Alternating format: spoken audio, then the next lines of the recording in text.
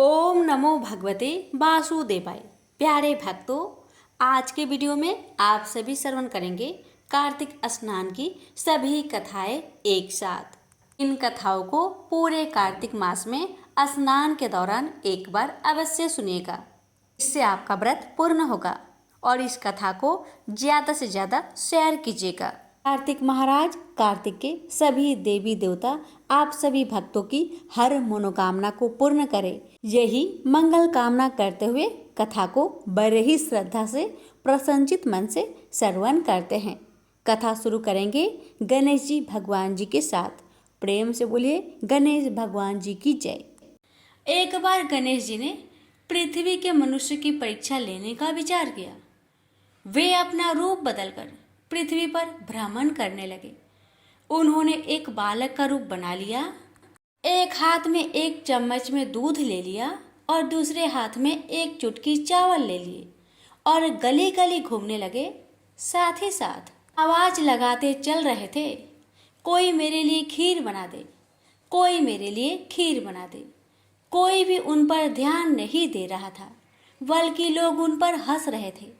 वे लगातार एक गांव के बाद दूसरे गांव इसी तरह चक्कर लगाते हुए पुकारते रहे, पर कोई खीर बनाने के लिए तैयार नहीं था।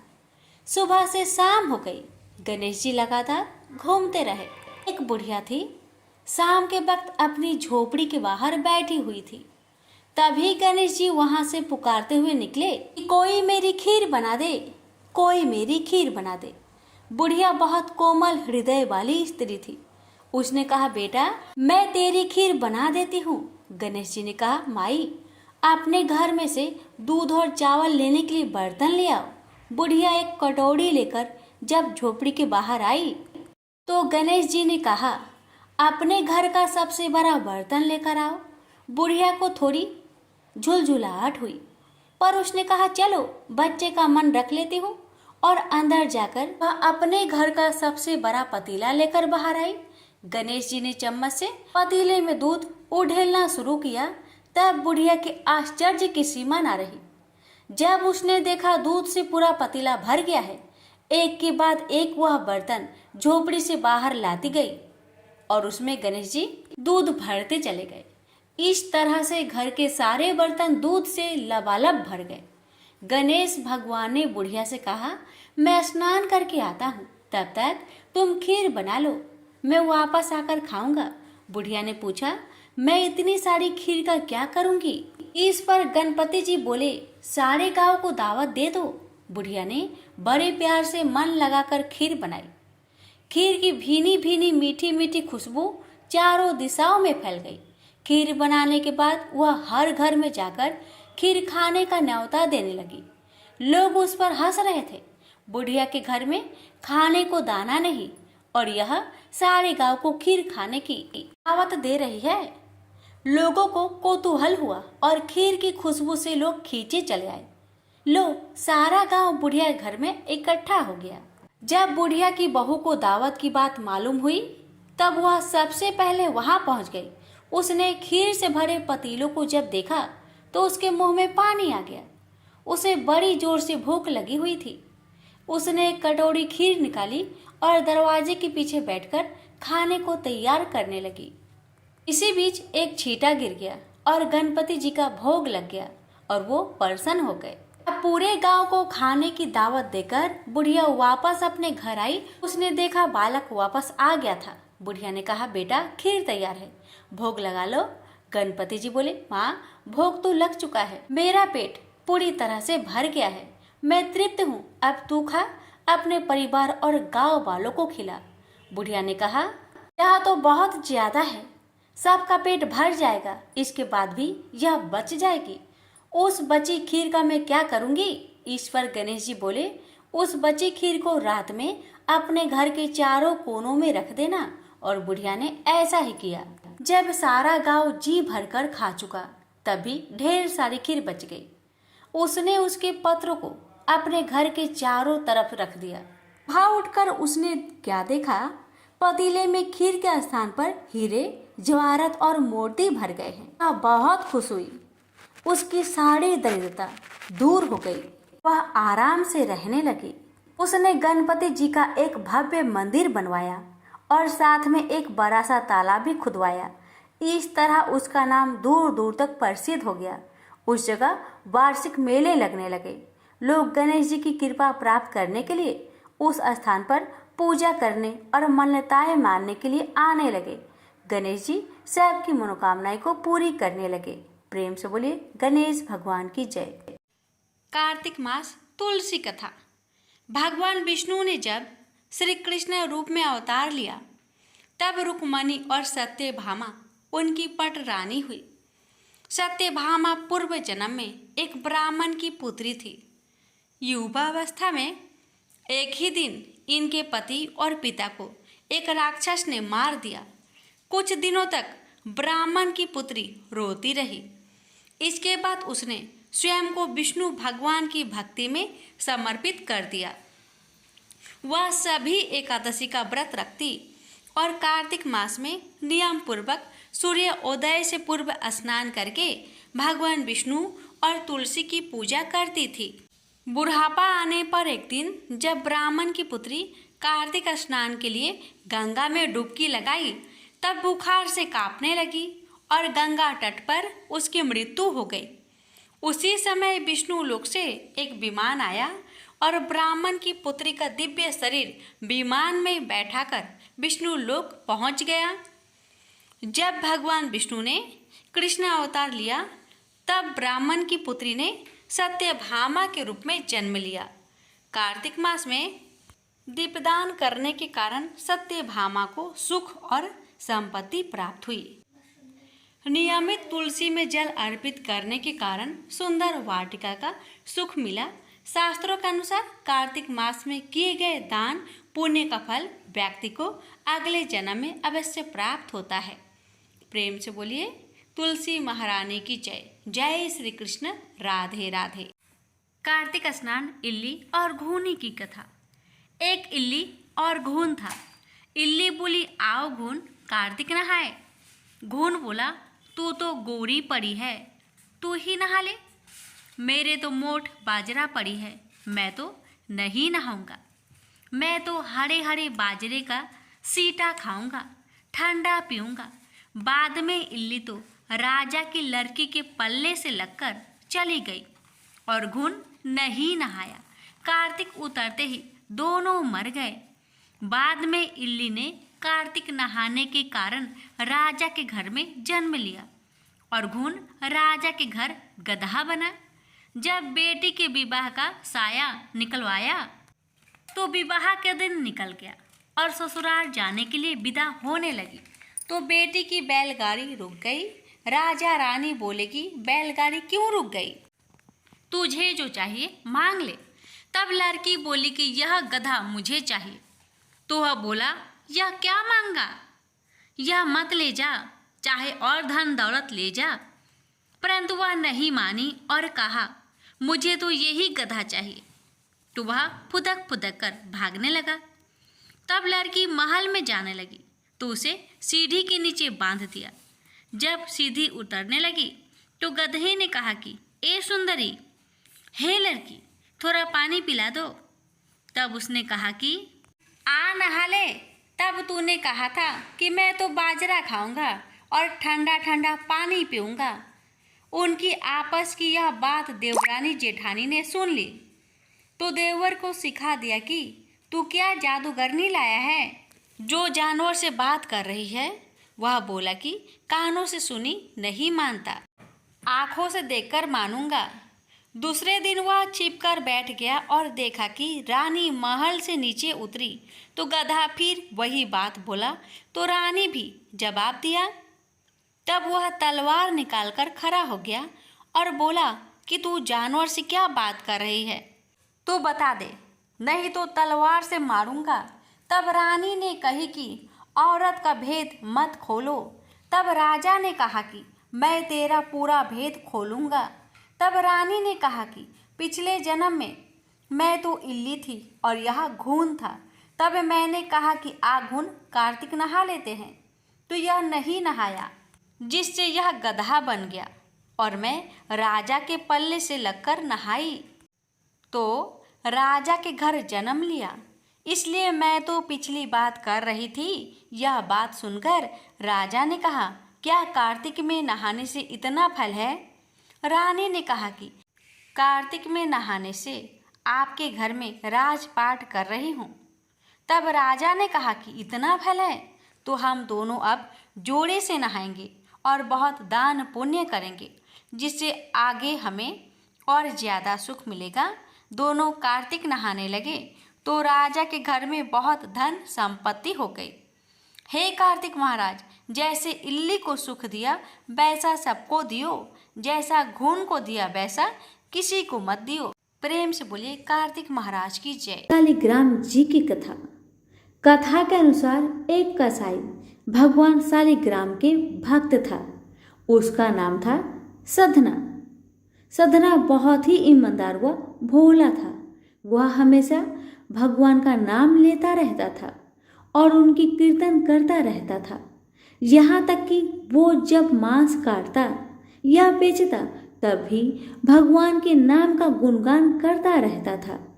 ऐसे ही एक दिन कसाई सधना भगवान का नाम लेते हुए अपनी मस्ती में कहीं जा रहा था।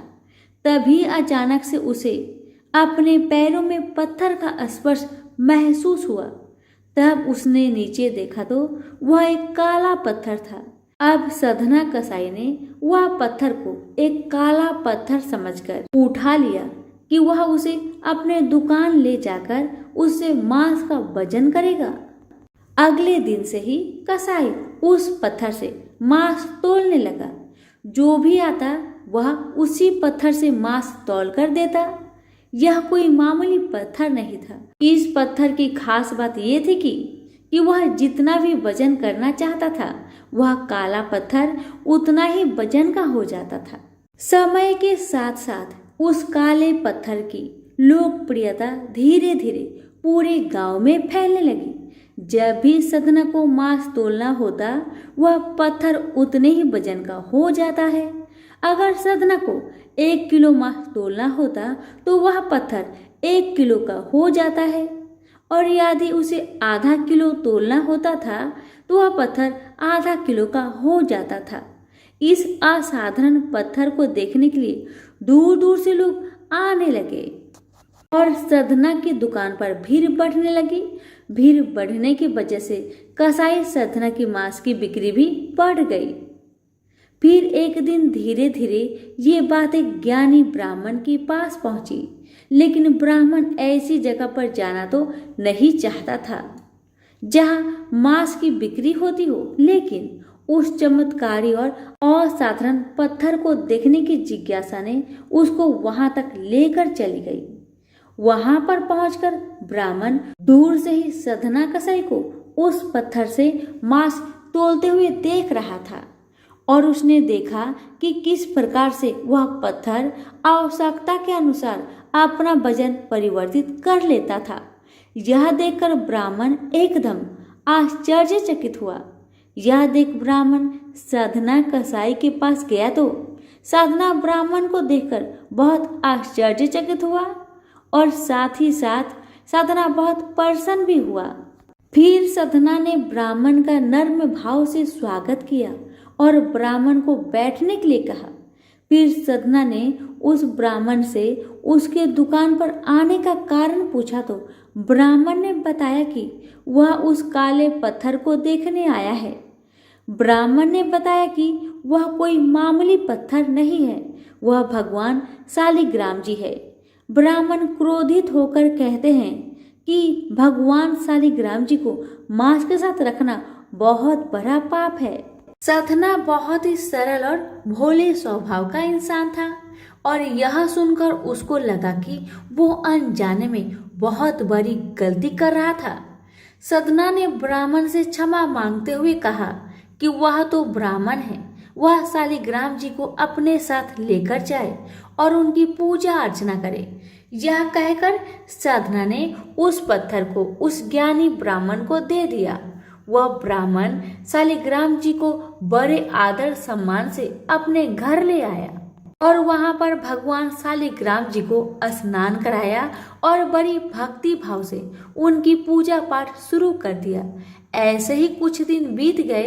एक दिन रात को ब्राह्मण के स्वप्न में भगवान शालिग्राम जी आए और उन्होंने ब्राह्मण से कहा कि वह उसके सेवा भाव से बहुत प्रसन्न हुए हैं, लेकिन तुम मुझे उस कसाई साधना के पास वापस छोड़ आओ। भगवान शालिग्राम कहते हैं कि साधना हमेशा मेरा नाम का गुणगान करता है, जो कि मुझे बहुत अच्छा लगता है और मेरे भक्त के लिए मैं कहीं भी रहने को तैयार हूँ। आज साधना कसाई के भक्ति भाव से प्रसन्न होकर साक्षात भगवान शालिग्राम ने साधना के साथ रहने की इच्छा व्यक्त करी। अगली ही सुबह ब्राह्मण भगवान शालिग्राम जी को अपने साथ लेकर उस कसाई साधना के दुकान पर गया और उन्होंने साधना को पूरी बात बताई और भगवान शालिग्राम जी को साधना को सौंप देता है। यह सब सुनकर साधना बहुत प्रसन्न होता है और मन ही मन में वचन लेता है कि वह अब से मांस नहीं बेचेगा। वह अपना अधिक से अधिक समय भगवान के नाम लेने और कीर्तन करने में गुजारेगा। तो प्रेम से बोलिए शालिग्राम भगवान की जय। भारत में नदियों को हमेशा माँ का दर्जा दिया गया है। सभी नदियों में गंगा की खास महिमा है। कहा जाता है कि गंगा स्नान मात्र से सारे पाप धुल जाते हैं। गंगा नदी अपने विशेष जल और इसके विशेष गुण के कारण मूल्यवान मानी जाती है। इसका जल अपनी शुद्धता और पवित्रता को लंबे समय तक बनाए रखता है। माना जाता है कि गंगा का जन्म भगवान विष्णु के पैरों से हुआ था। साथ ही यह शिव जी की जटाओं में निवास करती है। गंगा स्नान, पूजन और दर्शन करने से पापों का नाश होता है, व्याधियों से मुक्ति मिलती है। जो तीर्थ गंगा किनारे बसे हुए हैं वे अन्य की तुलना में ज्यादा पवित्र माने जाते हैं। अब आइए प्रेम से रसपान करें माता गंगा की कथा को। ऋषि विश्वामित्र ने इस प्रकार कथा सुनाना आरंभ किया। पर्वतराज हिमालय की अत्यंत रूपवती, लावण्यमयी एवं सर्वगुण संपन्न 2 कन्याएं थी। सुमेरु पर्वत की पुत्री मैना इन कन्याओं की माता थी। हिमालय की बड़ी पुत्री का नाम गंगा तथा छोटी पुत्री का नाम उमा था। गंगा अत्यंत प्रभावशाली और असाधारण देवी गुणों से संपन्न थी। वह किसी बंधन को स्वीकार न कर मनमाने मार्गों का अनुसरण करती थी। उसकी इस असाधारण प्रतिभा से प्रभावित होकर देवता लोग विश्व के कल्याण की दृष्टि से उसे हिमालय से मांग कर ले गए।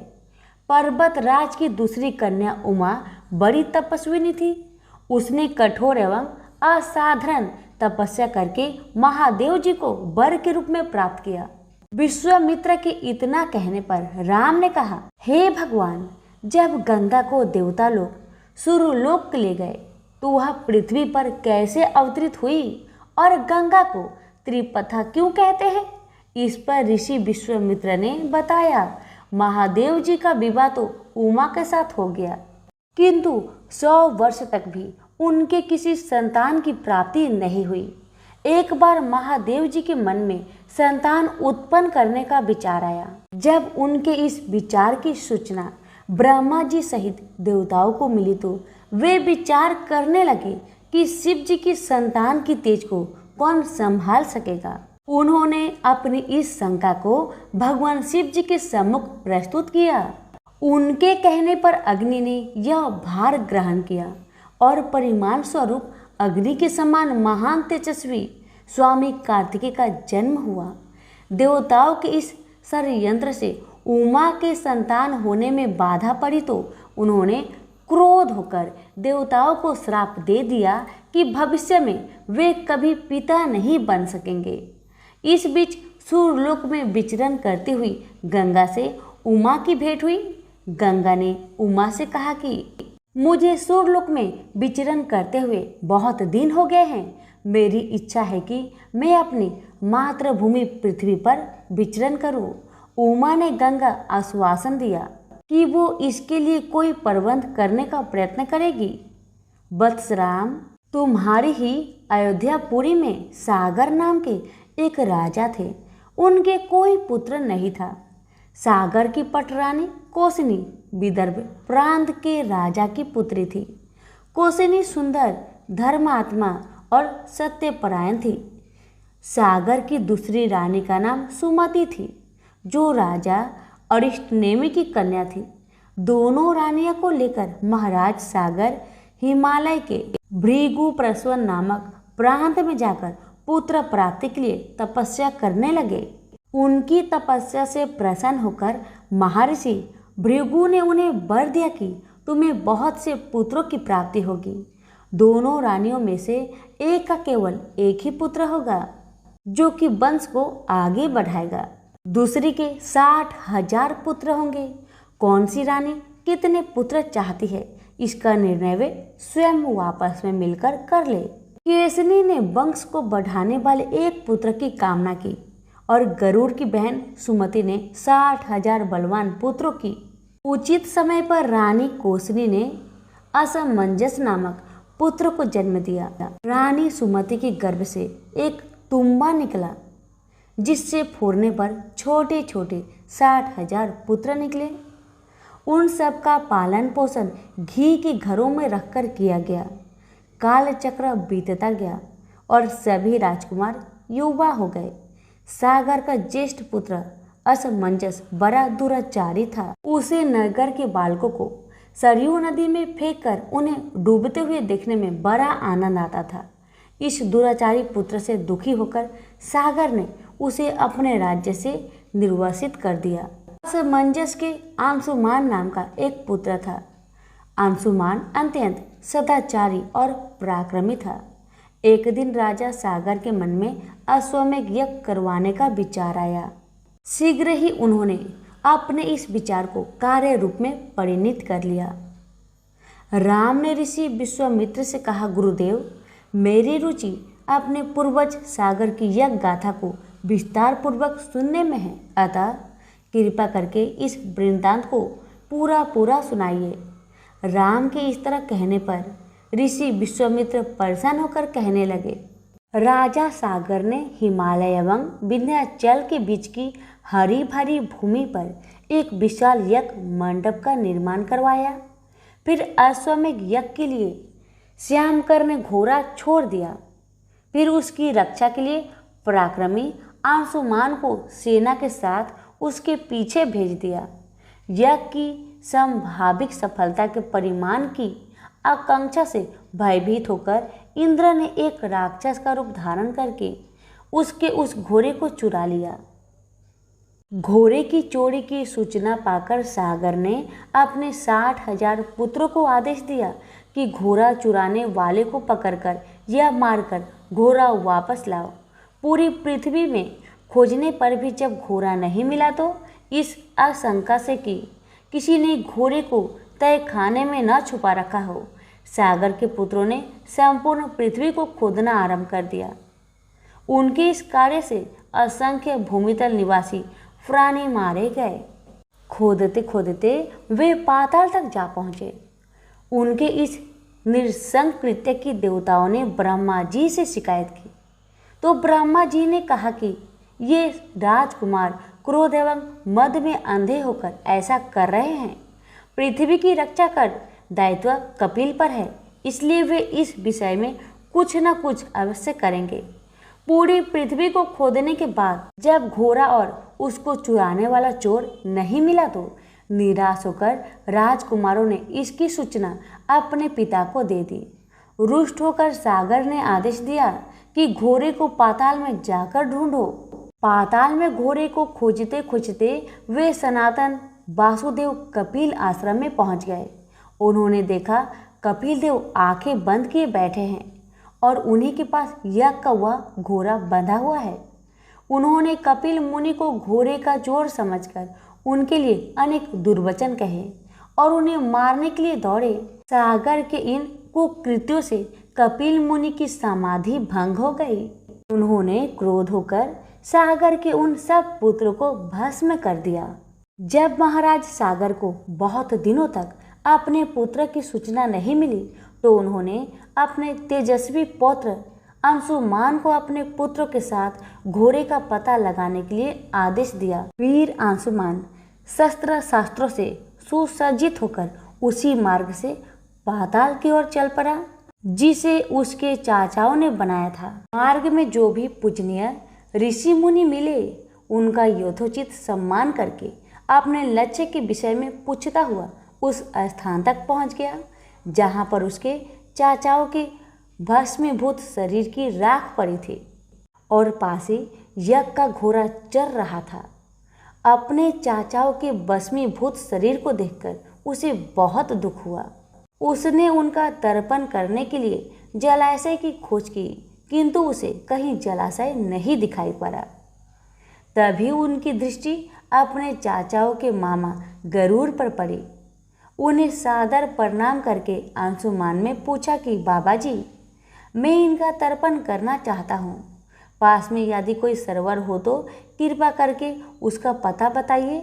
यदि आप इनकी मृत्यु के विषय में कुछ जानते हैं तो वह भी मुझे बतलाने की कृपा करें। गरुड़ जी ने बताया कि किस प्रकार उसके चाचाओं ने कपिल मुनि के साथ उद्दंड व्यवहार किया था, जिसके कारण कपिल मुनि ने उन सबको भस्म कर दिया। इसके पश्चात गरुड़ जी ने अंशुमान से कहा कि ये सब अलौकिक शक्ति वाले दिव्य पुरुष के द्वारा भस्म किए गए हैं, अतः लौकिक जल से तर्पण करने से इनका उद्धार नहीं होगा। केवल हिमालय की ज्येष्ठ पुत्री गंगा के जल से ही तर्पण करने पर इनका उद्धार संभव है। अब तुम घोड़े को लेकर वापस चले जाओ जिससे कि तुम्हारे पितामह का यज्ञ पूर्ण हो सके। गरुड़ जी की आज्ञा अनुसार अंशुमान वापस अयोध्या पहुंच गए और अपने पितामह को सारा वृत्तांत सुनाया। महाराज सागर ने दुखी मन से यज्ञ पूरा किया। वे अपने पुत्रों के उद्धार करने के लिए गंगा को पृथ्वी पर लाना चाहते थे, पर ऐसा करने के लिए उन्हें कोई युक्ति नहीं सूझी। थोड़ा रुककर ऋषि विश्वामित्र ने कहा, महाराज सागर के देहांत के पश्चात अंशुमान बड़ी न्याय प्रियता के साथ शासन करने लगे। अंशुमान के परम प्रतापी पुत्र दिलीप हुए। दिलीप के वयस्क हो जाने पर अंशुमान दिलीप को राज्य का भार सौंपकर हिमालय की कंदराओं में जाकर गंगा को प्रसन्न करने के लिए तपस्या करने लगे, किंतु उन्हें सफलता प्राप्त नहीं हो पाई और उनका स्वर्गवास हो गया। इधर जब राजा दिलीप का धर्मनिष्ठ पुत्र भगीरथ बड़ा हुआ तो उसे राज्य का भार सौंपकर दिलीप ही गंगा को पृथ्वी पर लाने के लिए तपस्या करने चले गए, पर उन्हें भी मनोवांछित फल नहीं मिला। भगीरथ बड़े प्रजावत्सल नरेश थे, किंतु उनकी कोई संतान नहीं हुई। इस पर वे अपने राज्य का भार मंत्रियों को सौंपकर स्वयं गंगा अवतरण के लिए गोकर्ण नामक तीर्थ में जाकर कठोर तपस्या करने लगे। उनकी अभूतपूर्व तपस्या से प्रसन्न होकर ब्रह्मा जी ने उन्हें वर मांगने के लिए कहा। भगीरथ ने ब्रह्मा जी से कहा कि हे प्रभु, यदि आप मुझ पर प्रसन्न हैं तो मुझे यह वर दीजिए कि सागर के पुत्र को मेरे प्रयत्नों से गंगा का जल प्राप्त हो जाए, जिससे उनका उद्धार हो सके। इसके अतिरिक्त मुझे संतान प्राप्ति का भी वर दीजिए ताकि इक्ष्वाकु वंश नष्ट ना हो सके। ब्रह्मा जी ने कहा, संतान का तेरा मनोरथ शीघ्र ही पूर्ण होगा, किंतु तुम्हारे मांगे गए प्रथम वरदान को देने में कठिनाई यह है कि जब गंगा जी का वेग के साथ पृथ्वी पर अवतरित होगी तो उनके वेग को पृथ्वी संभाल नहीं सकेगी। गंगा जी के वेग को संभालने की क्षमता महादेव जी के अवतरित किसी में भी नहीं है, इसलिए तुम्हें महादेव जी को प्रसन्न करना होगा। इतना कहकर ब्रह्मा जी अपने लोक को चले गए। भगीरथ ने साहस नहीं छोड़ा। वे 1 वर्ष तक पैर के अंगूठे के सहारे खड़े होकर महादेव जी की तपस्या करते रहे। केवल वायु के अतिरिक्त उन्होंने किसी अन्य वस्तु का भक्षण नहीं किया। अंत में इस महान भक्ति से प्रसन्न होकर महादेव जी ने भगीरथ को दर्शन देकर कहा कि हे भक्त, तेरी मनोकामना पूरी करने के लिए गंगा जी को अपने मस्तक पर धारण करेंगे। इसकी सूचना पाकर विवश होकर गंगा जी को सूर्यलोक का परित्याग करना पड़ा। उस समय वे सूर्यलोक से कहीं जाना नहीं चाहती थी, इसलिए वे यह विचार करके कि मैं अपने प्रचंड वेग से शिव जी को बहाकर पाताल लोक ले जाऊंगी। वे भयानक वेग से शिव जी के सिर पर अवतरित हुई। गंगा के इस वेगपूर्ण अवतरण से उनका अहंकार शिव जी से छुपा न रहा। महादेव जी ने गंगा की वेगवती धाराओं को अपने जटाजूट में उलझा लिया। गंगा जी ने अपने समस्त प्रयत्नों के बाद भी महादेव जी की जटाओं से बाहर न निकल सके। गंगा जी को इस प्रकार शिव जी की जटाओं में विलीन होते देख भगीरथ ने फिर शंकर जी की तपस्या की। भगीरथ के इस तपस्या से प्रसन्न होकर भगवान शंकर ने गंगा जी को हिमालय पर्वत पर स्थित बिंदुसर में छोड़ा। छूटते ही गंगा जी 7 धाराओं में बट गई। गंगा जी की 3 धाराएं हैद्रिनी, पावनी और नलिनी पूर्व की ओर प्रवाहित हुई। सुचक्षु, सीता और सिंधु नाम की 3 धाराएं पश्चिम की ओर बही और 7वीं धारा महाराज भगीरथ के पीछे पीछे चली। जिधर जिधर भगीरथ जाते थे उधर उधर ही गंगा जी जाती थी। स्थान स्थान पर देव, यक्ष, किन्नर, ऋषि मुनि आदि उनके स्वागत के लिए एकत्रित हो रहे थे। जो भी उस जल का स्पर्श करता था भव बाधाओं से मुक्त हो जाता था। चलते चलते गंगा जी उस स्थान पर पहुंची जहां ऋषि जहनु यज्ञ कर रहे थे। गंगा जी ने अपने वेग से उनकी यज्ञशाला को संपूर्ण सामग्री के साथ बहाकर ले जाने लगी। इससे ऋषि को बहुत क्रोध आया और उन्होंने क्रोध होकर गंगा का सारा जल पी लिया। यह देखकर समस्त ऋषि मुनियों को बड़ा विस्मय हुआ और वे गंगा जी को मुक्त करने के लिए उनकी स्तुति करने लगे। उनकी स्तुति से प्रसन्न होकर जहनु ऋषि ने गंगा जी को अपने कानों से निकाल दिया और उन्हें अपनी पुत्री के रूप में स्वीकार कर लिया। तब से गंगा जाह्नवी कहलाने लगी। इसके पश्चात वे भगीरथ के पीछे पीछे चलते समुद्र तक पहुंच गई और वहां से सागर के पुत्रों का उद्धार करने के लिए रसातल में चली गई। उनके जल के स्पर्श से भस्मीभूत हुए सागर के पुत्र निष्पाप होकर स्वर्ग को चले गए। उस दिन से गंगा के 3 नाम हुए, त्रिपथ गंगा, जाह्नवी और भागीरथी। तो प्रेम से बोलिए गंगा मैया की जय। ये जो कथा है, इस कथा को माता सीता भगवान श्री राम को सुनाया करती थी और भगवान इसे सुना करते थे। इसी तरह से दिन बीतने लगा। एक दिन भगवान श्री रामचंद्र जी को बाहर किसी काम के लिए जाना पड़ रहा था। तो भगवान को जाते देख माता सीता ने कहा, हे प्रभु, अगर आप बाहर चले जाएंगे तो मैं अपनी 12 वर्ष का नित्य नेम की कहानी किसे सुनाऊंगी। माता सीता की बातें सुन भगवान श्री रामचंद्र जी 1 मिनट के लिए सोच में पड़ गए। फिर उन्होंने कहा, सीते, आप गांव के बाहर जो कुआं है वहीं पर जाकर बैठ जाइएगा। जब लोग पानी भरने आया करेंगे उसे ही अपना नित्य नेम की कहानी सुना दिया करे। इतना कहकर भगवान श्री राम बाहर काम पर चले गए और माता सीता भी गांव के पास जो कुआं था वहां पर जाकर बैठ गई। तभी एक स्त्री आई। उसने रेशम की जरी की साड़ी पहन रखी थी और सोने का घड़ा ले रखा था। सीता माता उसे देखकर कहती है, बहन, ओ बहन, मेरा 12 वर्ष का नित्य नियम सुन लो। पर वह स्त्री बोली कि मैं अगर तुम्हारा नित्य नेम सुनूंगी तो मुझे घर जाने में बहुत देर हो जाएगी और मेरी सास मुझसे लड़ेगी। इतना कहकर वह लड़की माता की कहानी न सुनी और वहां से चली गई। तभी उसकी रेशम की जरी की साड़ी फट गई। सोने का घड़ा मिट्टी के घड़े में बदल गया। ऐसी हालत में जब बहू अपने घर में पहुंची तो सासू माँ हैरान रह गई देखकर।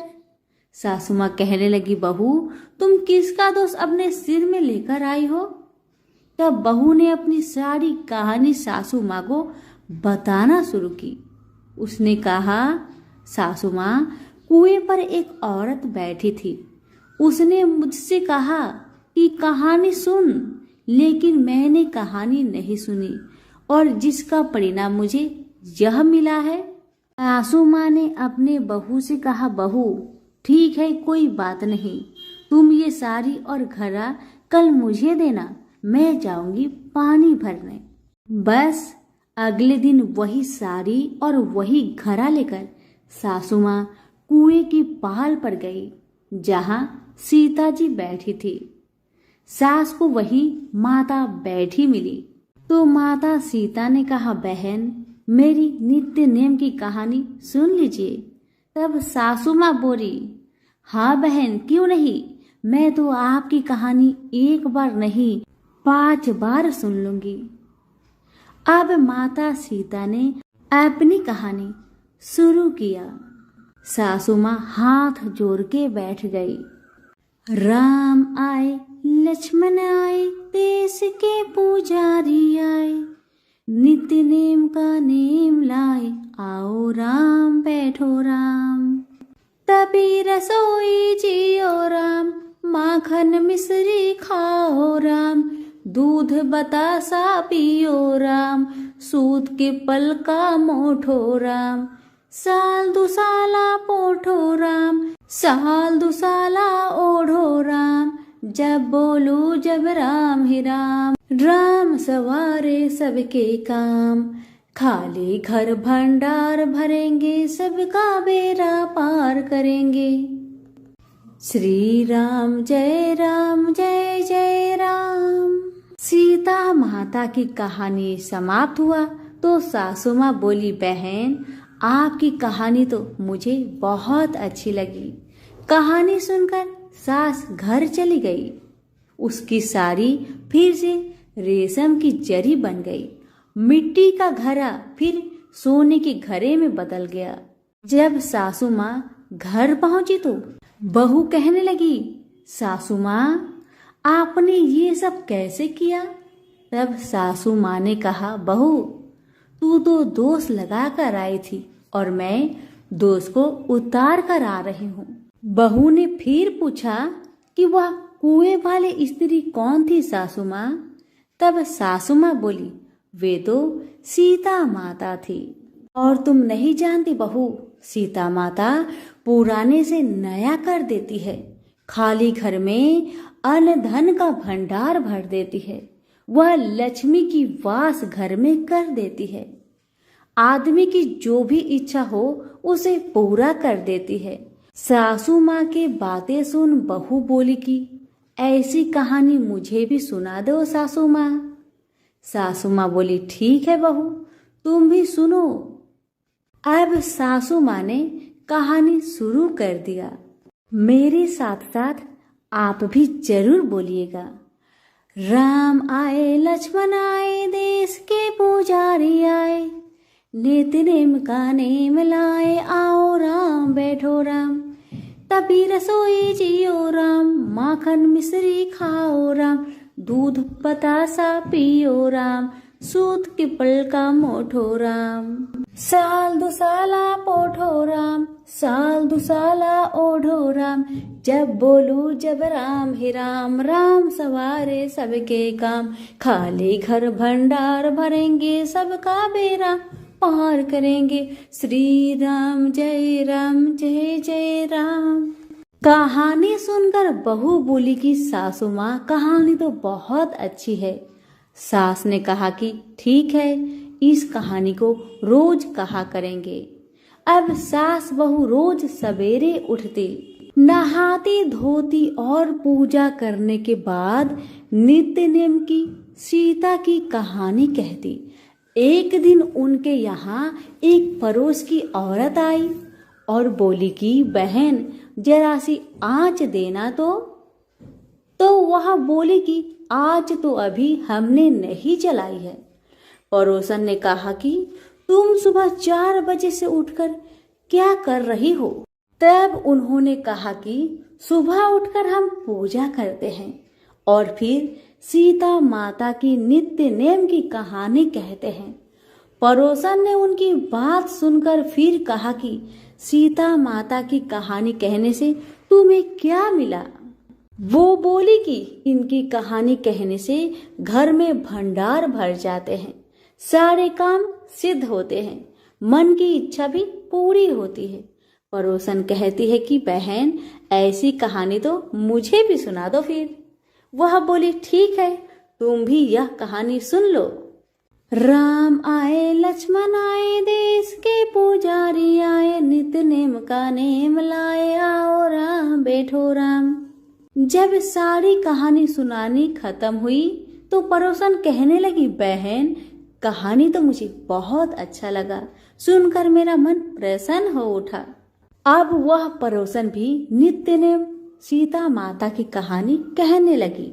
कहानी कहने से सीता माता ने पड़ोसन के घर में भी भंडार भर दिए। अब तो पूरे मोहल्ले में नित्य नेम की कथा सभी करने लगे और माता सीता की कृपा से सभी की मनोकामना पूरी होने लगी।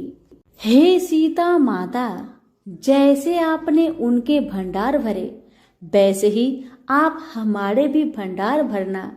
कहानी सुनने वाले के भी और कहने वालों के भी, हुक्कारे भरने वालों के भी, सभी पर अपनी कृपा बनाए रखिए।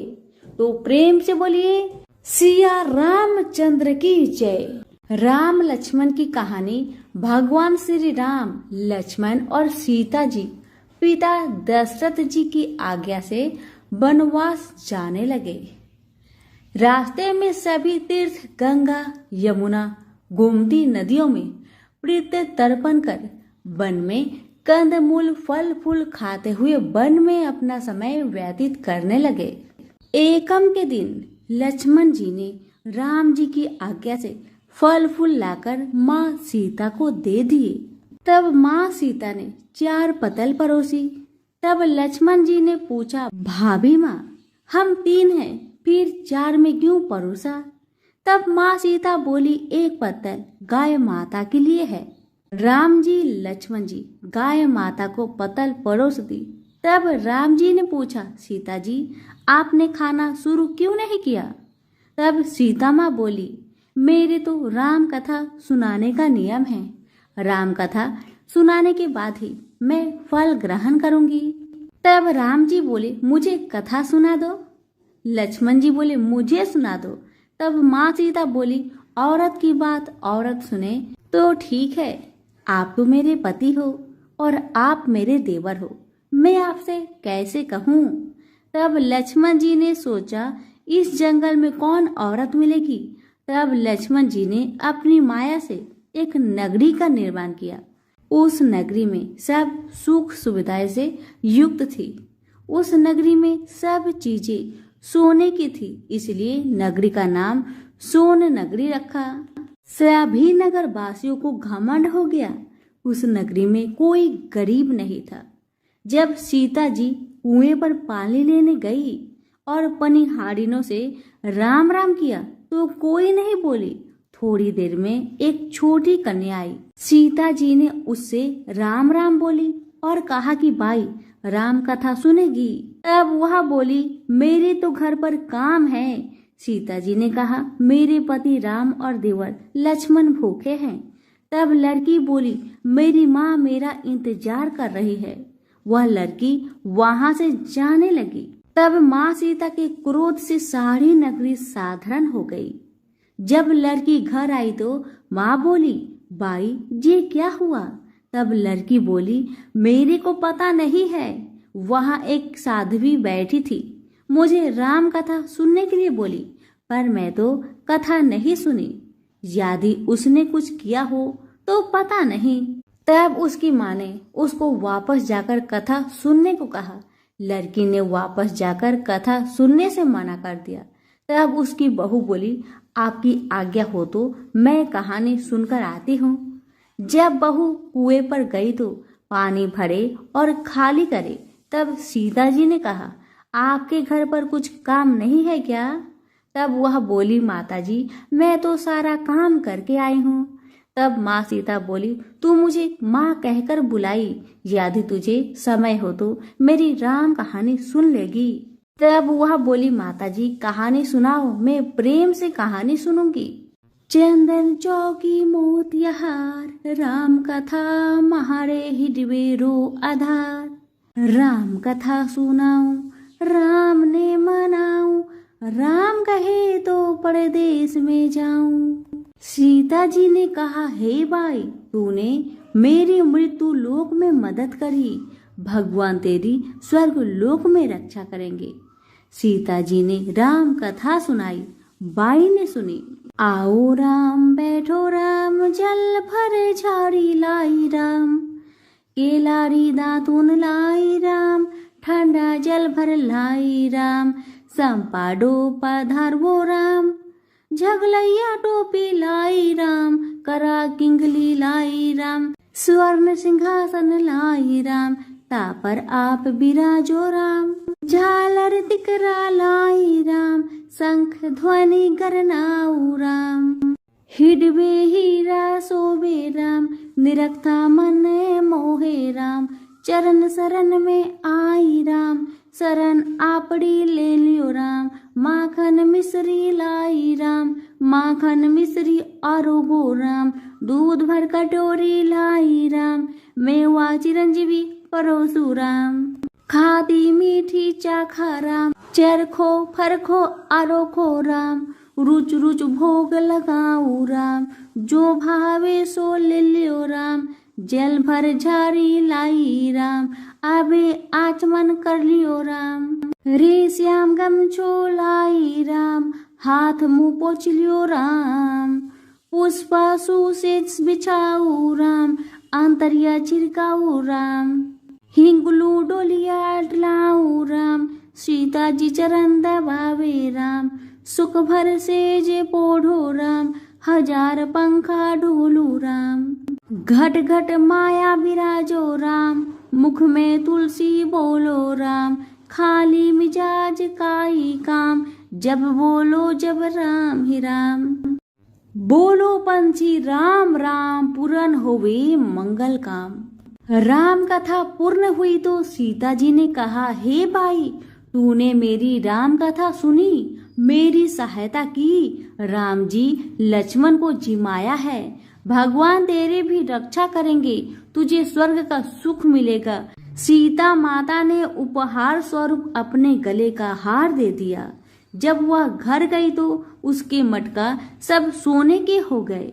सासू जी ने कहा, ये सब तू कहाँ से लाई? बहू ने कहा, मैं माँ सीता से राम कथा सुनी, ये इसी का फल है। सासू जी ने कहा, प्रतिदिन राम कथा सुनाना। बाई को राम कथा सुनते बहुत दिन हो गए। तब उसने माँ सीता से पूछा, इसका उद्धापन विधि बतलाओ। तब सीता जी ने कहा, 7 लड्डू लाना, 1 नारियल लाना, उसके 7 भाग करना, 1 भाग मंदिर में चढ़ाना, जिससे मंदिर बनवाने जितना फल होता है, 1 भाग सरोवर के किनारे गाड़ देना, जिससे सरोवर खुदवाने जितना फल होता है, 1 भाग भगवत गीता पर चढ़ाना, जिससे भगवत गीता पाठ करवाने जितना फल होगा, 1 भाग तुलसी माता पर चढ़ाना, जिससे तुलसी विवाह जितना फल होगा, 1 भाग कंवारी कन्या को दे देना, जिससे कन्या विवाह जितना फल होगा, 1 भाग सूरज भगवान को चढ़ाना, जिससे 33 करोड़ देवी देवता को भोग लगाने जितना फल होगा। अब उसने विधि पूर्वक उद्धापन कर दिया। माता सीता के पास आई, माता मैंने तो विधि पूर्वक उद्धापन कर दिया, अब 7 दिन बाद बैकुंठ से विमान आएगा। 7 दिन पूरे हुए, विमान आया तो बहू ने कहा, सासू जी स्वर्ग से विमान आया है। तब सासू जी ने कहा, बहू तेरे ससुर जी को व मेरे को भी ले चल, तेरे माता पिता को भी ले चल, सारे कुटुंब परिवार को ले चल, अड़ोसी पड़ोसी को ले चल। बहू ने सबको बैठा लिया, पर विमान खाली था। थोड़ी देर में ही उनकी ननद आई और देखते ही देखते विमान भर गया। तब बहू ने कहा, माँ सीता नंद बाईसा को बैठा लो। पर माँ सीता ने कहा, इसने कभी कोई धर्म पुण्य नहीं किया। तब बहू ने कहा, बाईसा आप पहले राम लक्ष्मण की कथा सुनना, उसके बाद आपके लिए बैकुंठ से विमान आएगा। गांव के सारे लोग एकत्र हो गए और पूछने लगे, बाई तूने ऐसा कौन सा धर्म पुण्य किया? गीता भगवत के पाठ किए, हमें भी बताओ। तब बाई ने कहा, मैंने तो माता सीता से प्रतिदिन राम कथा सुनी और नियम से उद्धापन किया। तब समस्त ग्रामीण राम कथा सुनने की जिद करने लगे। तब बाई राम कथा कहने लगी और सब नर नारी सुनने लगे। राम कथा संपूर्ण होते ही समस्त नगरी सोने की हो गई। बाई ने कहा, जो कोई राम कथा को सुनेगा उसको मेरे समान ही फल मिलेगा। सब राम लक्ष्मण जी की जय जयकार करने लगे और विमान स्वर्ग में चला गया। 7 स्वर्ग के दरवाजे खुल गए। पहले द्वार पर नाग देवता, समस्त देवी देवता पुष्प वर्षा करने लगे। देवताओं ने पूछा कि तूने क्या पुण्य किया? तब उसने कहा, मैंने तो राम लक्ष्मण जानकी की कहानी सुनी। तो समस्त देवताओं ने कहा, वर मांग। तब उसने कहा, मेरे तो सब सिद्धियां है, मुझे यह वर दो कि जो भी श्रद्धा व भक्ति से राम कथा, राम लक्ष्मण जानकी की कहानी सुनेगा उसको मेरे समान ही फल मिले। सभी देवी देवताओं ने पुष्प वर्षा करते हुए तथास्तु कहा। चारों ओर राम राम की जय जयकार होने लगी। प्रेम से बोलिए सिया रामचंद्र की जय। भगवान श्री कृष्ण की कथा। एक बार एक महिला फल बेच रही थी। जब वह श्री कृष्ण के घर के सामने से गुजर रही थी, तब श्री कृष्ण को कुछ फल खाने का मन किया। जब कृष्ण ने उस फल को बेचने वाली महिला से कुछ फल मांगे तो उसने कृष्ण से उन फल के बदले कुछ मांगा। फल के बदले अनाज देने के लिए कृष्ण घर के अंदर दौड़ते हुए गए और मुट्ठी भर अनाज लेकर वापस फल वाली के पास आए, परंतु आते आते उनके हाथ से सारा अनाज गिर जाता है। कृष्ण बार बार घर के अंदर जाते और कुछ अनाज अपने हाथ में लेकर आने की कोशिश करते हैं, परंतु सारा अनाज नीचे गिर जाता है। यह देखकर फल वाली बहुत प्रसन्न हुई और उसने कृष्ण को सारे फल दे दिए। भगवान बाल कृष्ण अंतर मन से उस बुढ़िया पर बहुत प्रसन्न हुए। जब वह फल वाली अपनी खाली टोकरी लेकर वहां से चली गई और अपने घर पहुंची तो उसने देखा कि उसकी टोकरी में सोने और जवाहरात से भरी हुई थी। तब उस बुढ़िया माई को समझने में देर नहीं लगी कि ये तो भगवान श्री कृष्ण की चमत्कार है, उनका ही महिमा है।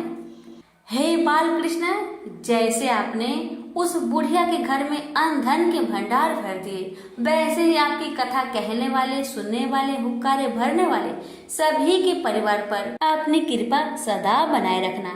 प्रेम से बोलिए बाल गोपाल की जय। अब सुनिए भगवान कृष्ण को गोविंद क्यों कहा जाता है। कथा। एक दिन भगवान कृष्ण के पास एक कामधेनु नामक गाय स्वर्ग से पहुंची। उस गाय ने कृष्ण को बताया कि वह देवलोक से उनका अभिषेक करने आई है, क्योंकि कृष्ण पृथ्वी पर गायों की रक्षा कर रहे हैं। उस गाय ने कृष्ण को पवित्र जल से नहलाया और उनका दिल से शुक्रिया अदा किया। उसी समय भगवान इंद्र अपनी हाथी ऐरावत पर विराजमान होकर वहां प्रस्तुत हुए और उन्होंने श्री कृष्ण को आशीर्वाद दिया और कहा कि आपके इस पुण्य कार्य के लिए पूरे विश्व के लोग आपको गोविंद के नाम से जानेंगे। प्रेम से बोलिए गोविंद भगवान की जय। कृष्ण और पुतना असुर की कहानी। कृष्ण के मामा कंस का वध भगवान कृष्ण के हाथों ही लिखा था। यह जानने के बाद बार बार कंस अलग अलग असुरों को कृष्ण का वध करने के लिए भेजा करता था। एक बार कंस ने एक पुतना नाम की राक्षसनी को भेजा। पुतना वृंदावन पहुंची और उसने एक सुंदर महिला का वेश बदलकर कृष्ण को हर घर में ढूंढना शुरू कर दिया। उस समय कृष्ण बहुत छोटे थे। जब वह कृष्ण के घर पहुंची तो उसने कृष्ण को पहचान लिया और अपना विषैला दूध पिलाने के लिए गोदी में उठाया। जब वह कृष्ण को अपना जहरीला दूध पिलाने लगी तो उसको लगा कि कृष्ण दूध पीते ही मर जाएंगे, परंतु कृष्ण तब तक दूध पीते रहे जब तक उस राक्षस महिला की मृत्यु नहीं हो गई। उसकी मृत्यु होते ही वह अपने असली क्रूर रूप में आ गई। तो प्रेम से बोलिए बाल गोपाल की जय। अब सुनिए भगवान कृष्ण और कालिया सांप की कहानी। यमुना नदी से जुड़ा हुआ एक मीठे पानी का सुंदर झील था। कहीं से एक बहुत ही जहरीला सांप वहां आकर रहने लगा, जिसका नाम था कालिया। कालिया का जहर यमुना नदी के पानी में बहुत तेजी से घुल रहा था। एक बार एक गाय चराने वाले व्यक्ति ने जब उस झील का पानी पिया तो उसकी मृत्यु हो गई। जब भगवान श्री कृष्ण को इस बात का पता चला तो उन्होंने अपनी शक्ति से उस व्यक्ति को जीवित कर दिया। उसके बाद श्री कृष्ण उस झील के पानी में कूद गए। कृष्ण पानी के बहुत अंदर गए और उस सांप को जोर जोर से पुकारने लगे। जब बहुत देर तक कृष्ण पानी में नहीं निकले तो गांव के लोग इकट्ठा होकर नदी के किनारे उनका इंतजार करने लगे। बहुत सारे लोग डरने भी लगे। कुछ देर बाद पानी के अंदर से कालिया सांप कृष्ण के सामने आया और आते ही उसने कृष्ण पर आक्रमण कर दिया। कुछ ही देर में कृष्ण ने कालिया को जकड़ लिया। कालिया 1000 सिर वाला सांप था। कृष्ण उसके सर पर तेजी से नाचने लगे और तेजी से नाचने के कारण कालिया सर्प के मुख से खून निकलने लगा। यह देखकर कालिया की पत्नी पानी से ऊपर आई और उसने कालिया के जीवन की भीख मांगी। कृष्ण ने उन्हें यमुना नदी की झील को छोड़ने के लिए कहा और रमान का दीप जले जाने को कहा और साथ ही कृष्ण ने कालिया को आश्वासन दिया कि आप उन पर गरुड़ कभी भी आक्रमण नहीं करेगा, क्योंकि कालिया के सिर पर कृष्ण के पैरों के निशान पड़ चुके थे।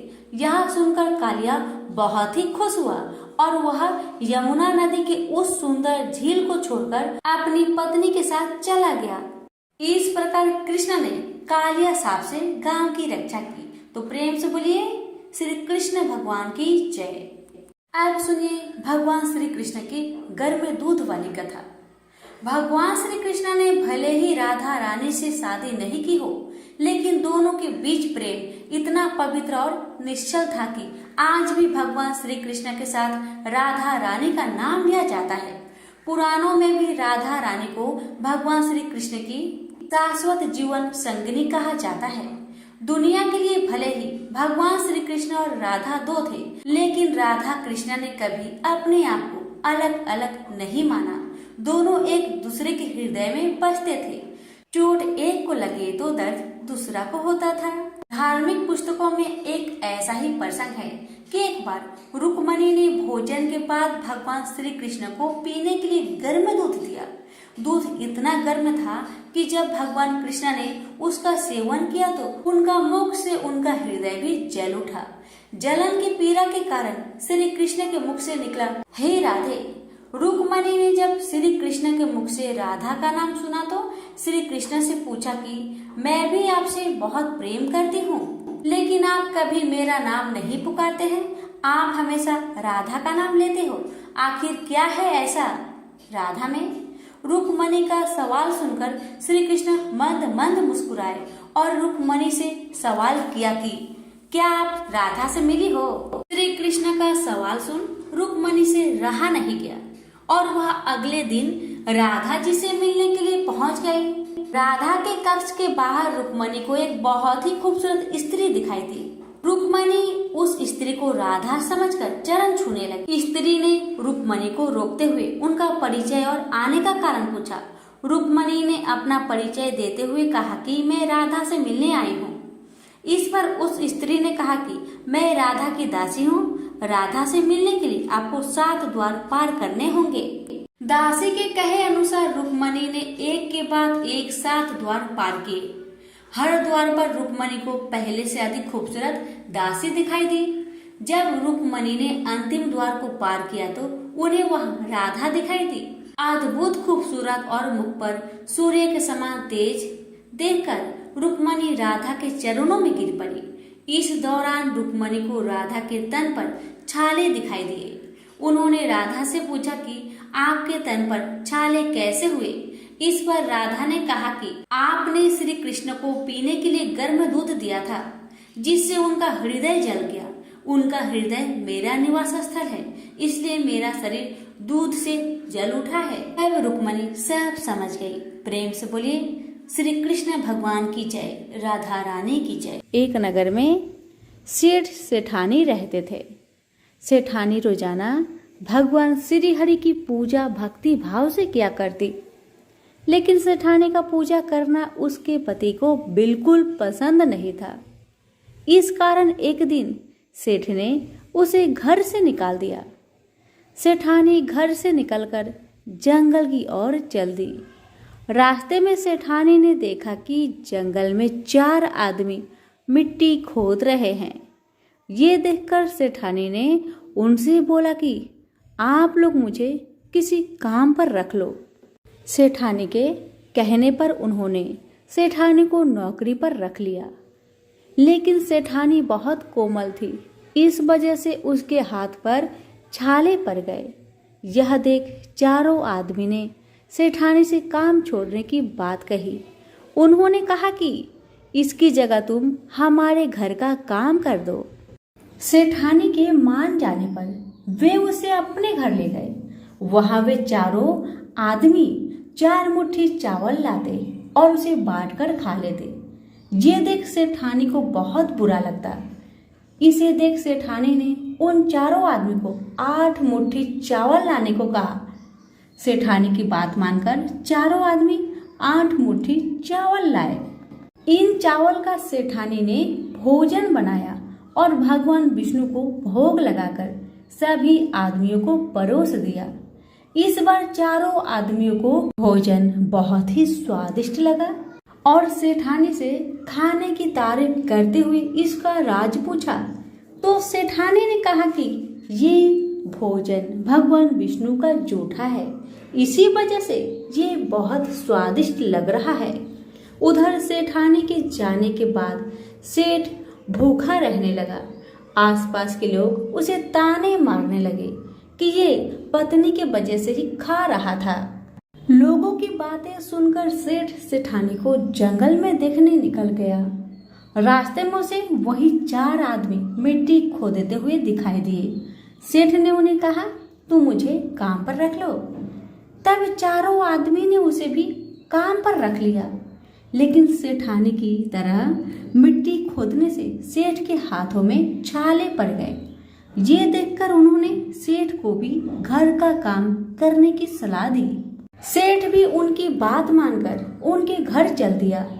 घर पहुंचकर सेठ ने सेठानी को पहचान लिया, लेकिन सेठानी घूंघट में होने के कारण सेठ को पहचान नहीं पाई। हर दिन की तरह इस बार भी सेठानी ने भगवान श्री हरि विष्णु को भोग लगाकर सभी को खाना परोस दिया। लेकिन जैसे ही सेठानी सेठ को खाना परोसने लगी तो भगवान विष्णु ने सेठानी का हाथ पकड़ लिया और कहा कि ये तुम क्या कर रही हो। सेठानी बोली, मैं कुछ नहीं कर रही, मैं तो भोजन परोस रही हूँ। चारों भाइयों ने सेठानी से कहा कि हमें भी भगवान विष्णु के दर्शन कराओ। सेठानी के अनुरोध करने पर भगवान विष्णु उन सभी के सामने प्रकट हो गए। यह देख सेठ ने सेठानी से क्षमा मांगी और उसे हाथ पकड़कर घर चलने को कहा। तब चारों भाइयों ने बहन को बहुत सारा धन देकर विदा किया। तब से सेठ भी भगवान विष्णु का भक्त बन गया और पूरी श्रद्धा से उनकी पूजा करने लगा। इससे उनके घर में फिर से धन की बरसात होने लगी। एक गांव में 2 सेठानियां थी। एक के घर में बहुत धन था, पर वह दिल से कंजूस थी, और दूसरे के पास धन थोड़ा था, मगर वह दिल से बहुत दयावान थी, बहुत दानी थी। छोटी सेठानी रोज सवेरे उठती, गंगा स्नान करती, तुलसी माता को सिंचती, वर पीपल को सिंचती और फिर भगवान के मंदिर में जाकर धर्मराज भगवान, सूरज भगवान की कहानी सुनती। एक दिन भगवान के भोग लगाकर अतिथि को जिमाती है, गाय कुत्ता के लिए ग्रास निकालती है। दूसरी सेठानी इस धर्मात्मा को देखकर हंसती और कहती, पता नहीं दिन भर ये क्या क्या करती है। थोड़े समय बाद दोनों सेठानियों को भगवान का बुलावा आया। धर्मात्मा सेठानी के लिए यमराज भगवान ने अपना विमान भेजा और भगवान को न मानने वाली सेठानी को दूध मारते घसीटते हुए लेते गए। रास्ते में सेठानी दूत से बोली, मुझे भूख लगी है। दूत बोले, अगर तुमने कुछ दिया होगा तो तुम्हें भोजन मिलेगा। सेठानी तो कभी भी किसी को कुछ दिया ही नहीं था, इसीलिए उसे भोजन नहीं दिया गया। अब कुछ दूर आगे बढ़ने पर उसे प्यास लगी। वह फिर से दूत से कहने लगी, मुझे बहुत प्यास लगा है, थोड़ा पानी मिलेगा। दूत बोले, हाँ जरूर, अगर तुमने कभी किसी को पानी पिलाया होगा तभी तुम्हें पानी नसीब होगा। सेठानी ने कभी भी किसी को पानी नहीं पिलाया था, इसलिए उसे दूत पानी नहीं दिए। कुछ दूर आगे बढ़ने पर सेठानी को रास्ते में कांटे चुभने लगे, गर्मी पड़ने लगी, पर दूत तो उसे घसीटते ही ले जा रहे थे। अब सेठानी बहुत पछताने लगी कि मेरे पास सब कुछ था, मगर मैंने कभी दान धर्म नहीं किया। इतने में यमराज भगवान का दरबार आया। तब सेठानी ने देखा कि धर्मात्मा सेठानी भगवान के पास सिंहासन पर बैठी थी। उधर दूसरी सेठानी को तपते हुए कुंड में डाल दिया गया। अब तो सेठानी यमराज भगवान से बोली, हे भगवान, मुझ पर दया करके आप मुझे 1.25 पहर का जीवन दान दीजिए, मैं वापस आकर दंड भोग लूंगी। यमराज भगवान तो बहुत दयालु है। उन्होंने सेठानी पर दया दिखाकर उसे 1 दिन का जीवन दान दे दिया। सेठानी के शरीर में प्राण संचार आते ही पंडितों को बुलाकर सेठानी ने धर्मराज जी की कथा सुनी, सब तरह से दान धर्म किया। इतने में समय पूरा हो गया। अब की बार धर्मराज भगवान ने सेठानी के लिए विमान भेजा। 1.25 पहर के दान धर्म से सेठानी को स्वर्ग मिला। धर्मराज भगवान ने जैसी कृपा सेठानी पर करी वैसी सब पर करना। कहानी कहने वाले, सुनने वाले और हुक्कारे भरने वालों पर, सभी पर अपनी कृपा सदा बनाए रखना। तो प्रेम से बोलिए धर्मराज भगवान की जय। कथा। शास्त्रों के मुताबिक एक दिन गणेश जी और कार्तिकेय स्वामी के बीच प्रतियोगिता हुई कि कौन सबसे पहले संसार का चक्कर लगाकर लौटता है। कार्तिकेय स्वामी का वाहन मयूर यानी मोर है और गणेश जी का वाहन चूहा है, जो कि मोर की अपेक्षा बहुत धीरे चलता है। कार्तिकेय तो अपने वाहन मयूर पर बैठकर उड़ गए, लेकिन गणेश जी का वाहन चूहा है, तो उन्होंने विचार किया कि अगर मैं चूहे पर बैठकर संसार की परिक्रमा करूंगा तो बहुत समय लग जाएगा। कार्तिकेय ये प्रतियोगिता जीत जाएंगे। उन्होंने कुछ सोचा और फिर शिव पार्वती की परिक्रमा करनी शुरू कर दी। गणेश जी ने कहा कि मेरा संसार तो मेरे माता पिता ही हैं। गणेश जी की बुद्धिमानी से शिव जी इतने प्रसन्न हुए कि उन्होंने अपने पुत्र गणेश को प्रथम पूज्य होने का वरदान दे दिया। हालांकि इस बात से कार्तिकेय स्वामी गणेश जी के साथ ही शिव पार्वती से भी नाराज हो गए थे। नाराज होकर कार्तिकेय स्वामी क्रोज पर्वत पर रहने चले गए। ये पर्वत वर्तमान में मल्लिकार्जुन ज्योतिर्लिंग जहाँ है वहाँ स्थित है। गणेश जी तो प्रथम पूज्य बन गए, लेकिन नाराज कार्तिकेय को मनाने के लिए शिव पार्वती ने बहुत कोशिशें की। जब कार्तिकेय स्वामी की नाराजगी दूर नहीं हुई, तब शिव पार्वती ने तय किया कि अब से वे हर अमावस और पूर्णिमा पर बारी बारी से कार्तिकेय से मिलने पहुंचेंगे। मान्यता है कि इसी कथा की वजह से मल्लिकार्जुन ज्योतिर्लिंग में शिव पार्वती ज्योति स्वरूप में विराजित रहते हैं। कार्तिक स्नान कथा। एक समय की बात है, किसी नगर में एक बूढ़ा व्यक्ति रहता था और उसकी 7 बहुएं थी। एक बार कार्तिक का महीना आया और उसने अपनी बहुओं से कहा कि मैं कार्तिक का स्नान करूँगा, क्या तुम इसे निभा दोगी? 7 में से 6 बहुओं ने मना कर दिया, लेकिन बड़ी बहू ने कहा कि मैं निभा दूंगी। बूढ़ा हर रोज सुबह उठता और नदी पर स्नान कर घर आता। गीली धोती को वह बड़ी बहू के आंगन में सुखा देता। जैसे जैसे उस गीली धोती में से पानी की बूंदें जमीन पर गिरती, वैसे ही वह हीरे मोतियों में बदल जाती।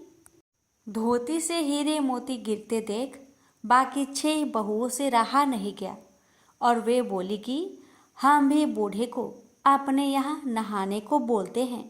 उन्होंने कहा कि पिताजी, आप कल से हमारे यहाँ कार्तिक नहा लेना। बूढ़े ने कहा, ठीक है, मुझे तो नहाना ही है, मैं तुम्हारे यहाँ नहा लूँगा।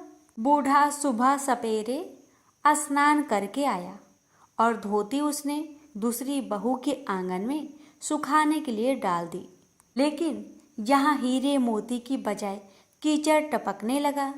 बहुओं ने ये देखा तो कहा कि आप हमारे यहाँ पाप का स्नान कर रहे हो, इसलिए यहाँ से जाओ और बड़ी बहू के यहाँ ही स्नान करो।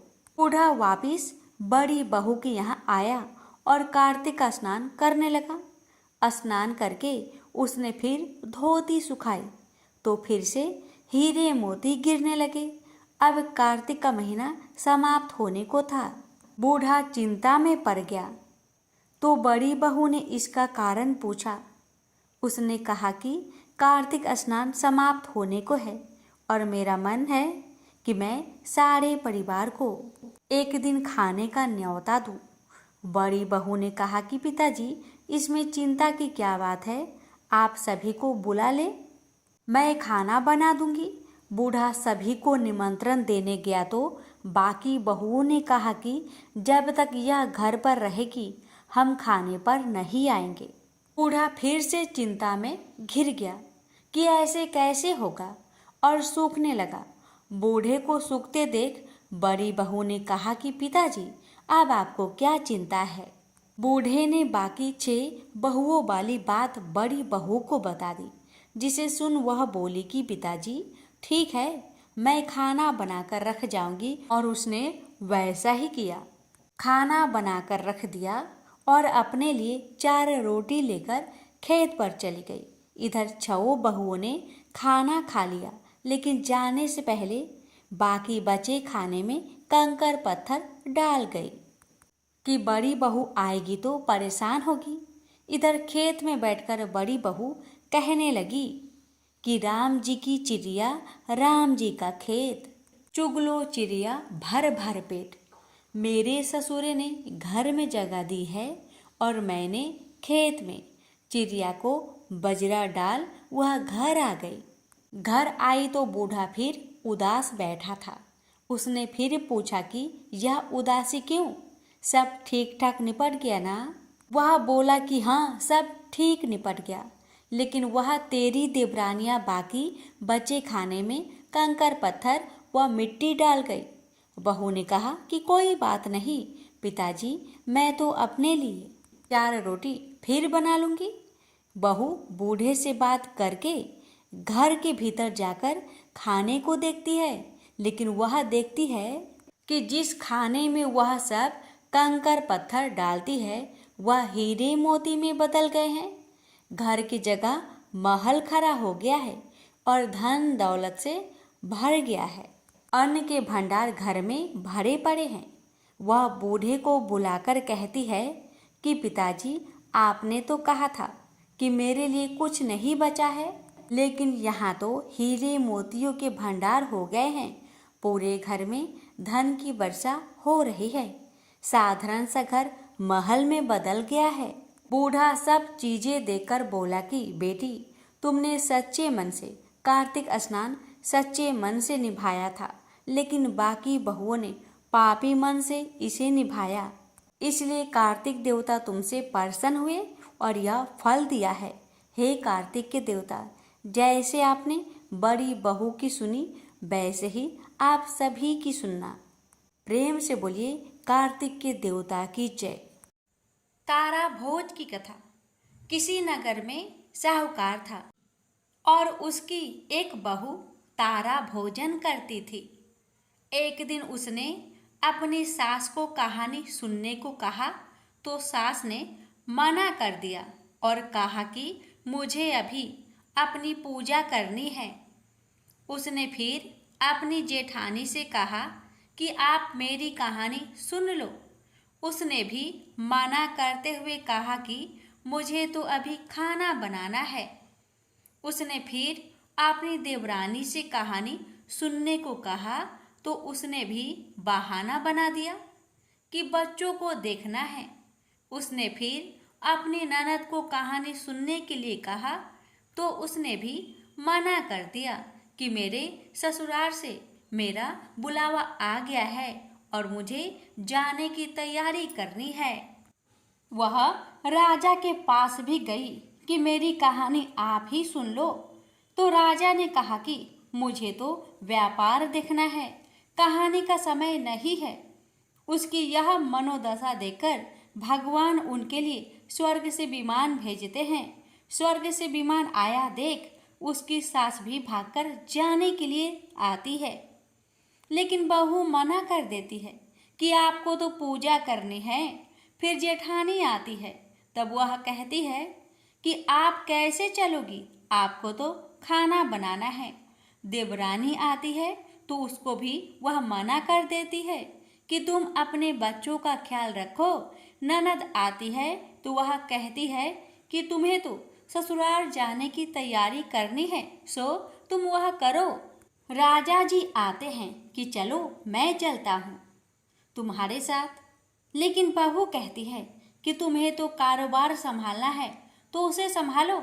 आखिर में पड़ोसन आती है और कहती है कि बहन मैं तुम्हारे साथ चलूँ। तब बहू कहती है हाँ तुम मेरे साथ चलो, क्योंकि एक तुम ही हो जिसने मेरी कार्तिक के पूरे माह में मेरी कहानी सुनी है। दोनों विमान में बैठकर स्वर्ग जाने लगते हैं। तभी रास्ते में ही बहू को अभिमान हो जाता है कि मैंने कार्तिक के पूरे माह व्रत किया और कहानी कही, इसलिए मुझे स्वर्ग का वास मिल रहा है। लेकिन मेरी पड़ोसन ने तो केवल कहानी सुनी है, व्रत नहीं किया, फिर भी मेरी वजह से इसे भी स्वर्ग का वास मिल रहा है। बहू यह विचार मन में सोचते जा रही थी कि अचानक भगवान ने वहीं से उसे विमान से नीचे फेंक दिया।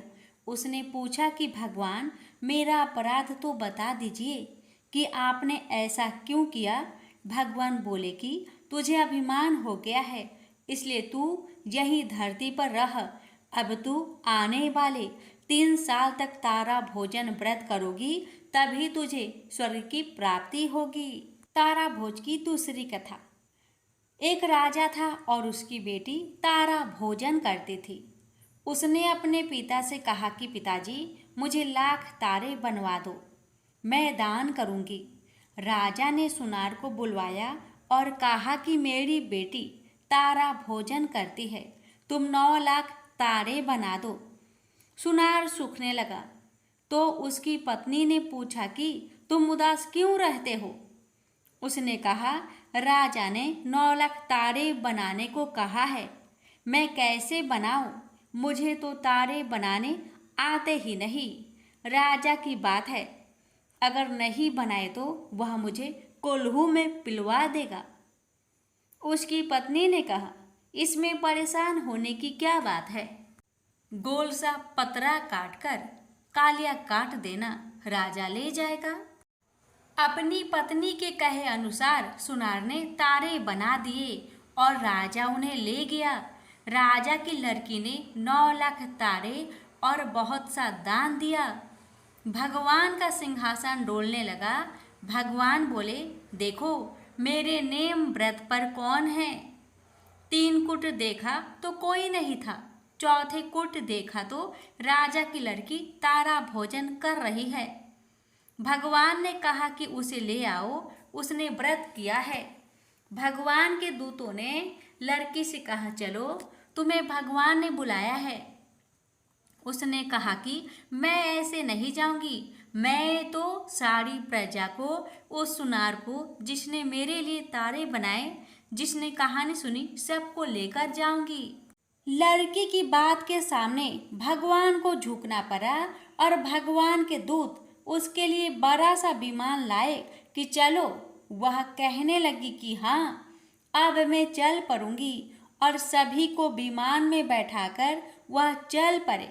रास्ते में राजा की बेटी को अपने ऊपर घमंड हो गया कि यदि मैं तारा भोजन व्रत नहीं करती तो सबको स्वर्ग की प्राप्ति नहीं होती। लड़की के ऐसा सोचते ही दूत ने उसे बीच रास्ते में ही नीचे उतार दिया। दूत जब भगवान के पास पहुंचे तो भगवान बोले कि इन सब में तारा भोजन करने वाली लड़की कौन सी है? दूत बोले कि उसे अपने ऊपर घमंड हो गया था, इसलिए हम उसे बीच रास्ते में छोड़ आए। भगवान बोले कि नहीं, उसे वापस लेकर आओ। लड़की ने 7 बार क्षमा याचना की, क्षमा क्षमा क्षमा क्षमा क्षमा क्षमा करो भगवान। इस कहानी को कहने अथवा सुनने के बाद कहना चाहिए कि जैसे राजा की लड़की को भगवान ने क्षमा दान देकर स्वर्ग लोक प्रदान किया, वैसा स्वर्ग सबको प्राप्त हो। बहुत साल पहले की बात है। भोला भाला युवक था, आनंद। दिन भर कोई काम नहीं करता, बस खाता ही रहता और सोए रहता। घर वालों ने कहा, चलो जाओ निकलो घर से, कोई काम धाम करते नहीं हो, बस पड़े रहते हो।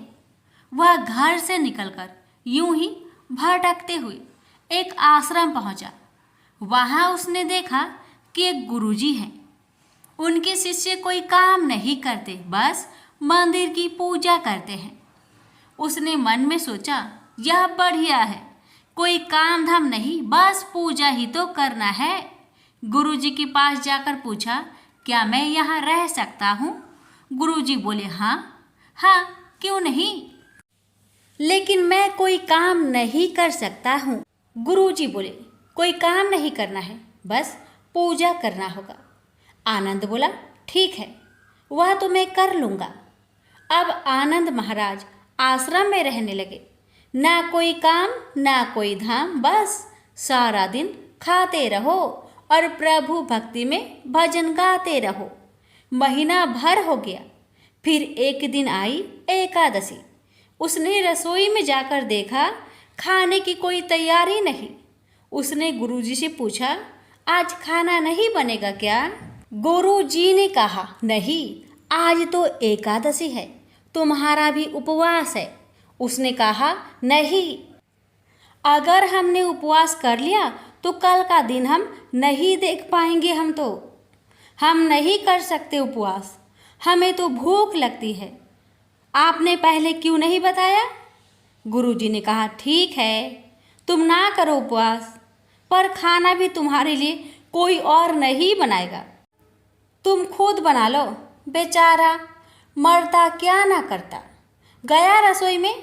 गुरुजी फिर आए, देखो, अगर तुम खाना बना लो तो राम जी को भोग जरूर लगा लेना और नदी के उस पार जाकर बना लो रसोई। ठीक है। लकड़ी, आटा, तेल, घी, सब्जी लेकर आनंद महाराज चले गए। जैसा तैसा खाना भी बनाया। खाने लगा तो याद आया, गुरुजी ने कहा था कि राम जी को भोग लगाना है। लगा भजन गाने, आओ मेरे राम जी भोग लगाओ जी, प्रभु राम आइए, श्री राम आइए, मेरे भोजन का भोग लगाइए। कोई ना आया तो बेचैन हो गया कि यहाँ तो भूख लग रही है और राम जी आ ही नहीं रहे। भोला मानस जानता नहीं था कि प्रभु साक्षात तो आएंगे नहीं, पर गुरु जी की बात मानना जरूरी है। फिर उसने कहा, देखो प्रभु राम जी, मैं समझ गया कि आप क्यों नहीं आ रहे हैं। मैंने रूखा सूखा बनाया है और आपको तरमाल खाने की आदत है, इसलिए नहीं आ रहे हैं।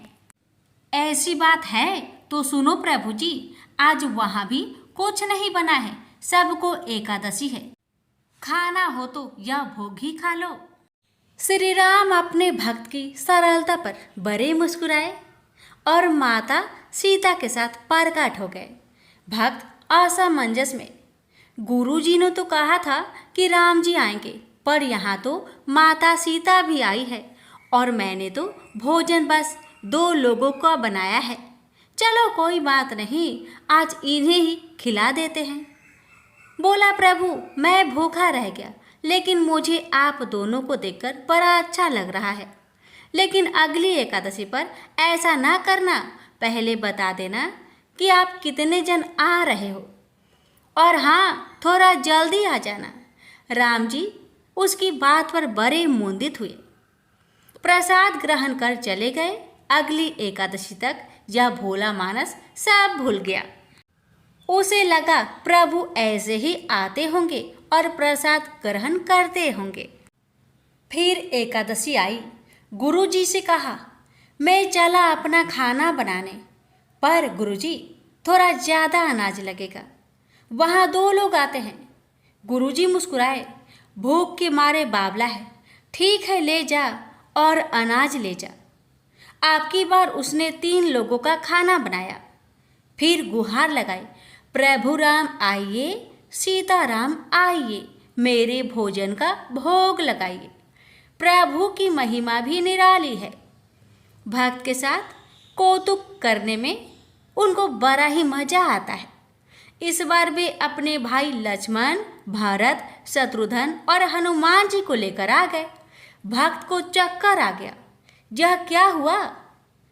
1 का भोजन बनाया तो 2 आए, आज 2 का खाना ज़्यादा बनाया तो पूरा खानदान आ गया। लगता है आज भी भूखा ही रहना पड़ेगा।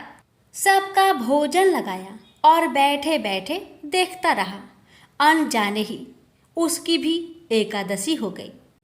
फिर अगली एकादशी आने से पहले गुरुजी से कहा, गुरुजी ये आपके प्रभु राम जी अकेले क्यों नहीं आते? हर बार कितने सारे लोग ले आते हैं, इस बार अनाज ज़्यादा देना। गुरुजी को लगा कहीं यह अनाज बेचता तो नहीं, देखना पड़ेगा जाकर। भंडार में कहा, इसे जितना अनाज चाहिए दे दो, और छुपकर उसे देखने चल पड़े। इस बार आनंद ने सोचा, खाना पहले नहीं बनाऊंगा, पता नहीं कितने लोग आ जाए, पहले बुला लेता हूँ फिर बनाता हूँ। फिर टेर लगाई, प्रभु राम आइए, श्री राम आइए, मेरे भोजन का भोग लगाइए। सारा राम दरबार मौजूद। इस बार तो हनुमान जी भी साथ आए, लेकिन ये क्या, प्रसाद तो तैयार ही नहीं है। भक्त ठहरा भोला भाला, बोला, प्रभु इस बार मैंने खाना नहीं बनाया। प्रभु ने पूछा, क्यों? बोला, मुझे मिलेगा तो है नहीं, फिर क्या फायदा बनाने का, आप ही बना लो और खुद ही खा लो। राम जी मुस्कुराए, सीता माता भी गदगद हो गई उसके मासूम जवाब से। लक्ष्मण जी बोले, क्या करे प्रभु? प्रभु बोले, भक्त की इच्छा है, पूरी तो करनी पड़ेगी, चलो लग जाओ काम से। लक्ष्मण जी ने लकड़ी उठाई, माता सीता आटा सानने लगी। भक्त एक तरफ बैठकर देखता रहा।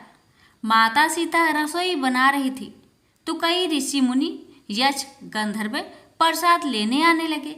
इधर गुरुजी ने देखा खाना तो बना नहीं, भक्त एक कोने में बैठा है। पूछा, बेटा क्या बात है, खाना क्यों नहीं बनाया? बोला, अच्छा किया गुरुजी आप आ गए, देखिए कितने लोग आते हैं प्रभु के साथ। गुरुजी बोले, मुझे तो कुछ नहीं दिख रहा तुम्हारे और अनाज के सिवा।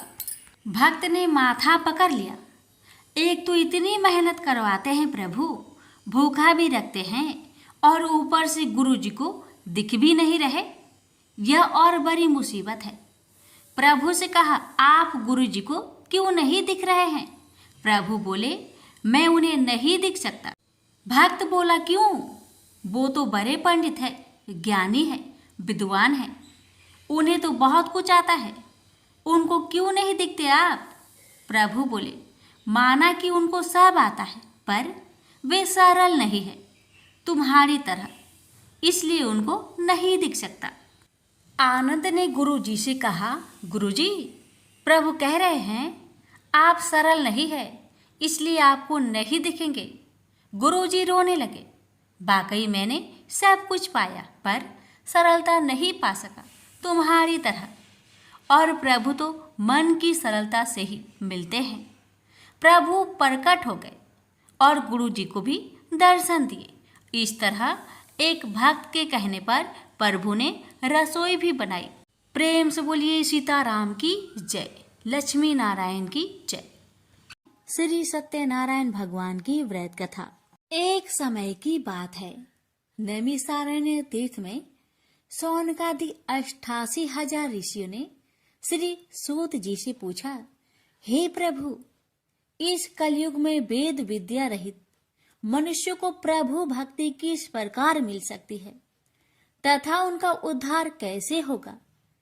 हे मुनि श्रेष्ठ, कोई ऐसा तप बताइए जिससे थोड़े समय में ही पुण्य मिले और मनोवांछित फल भी मिल जाए।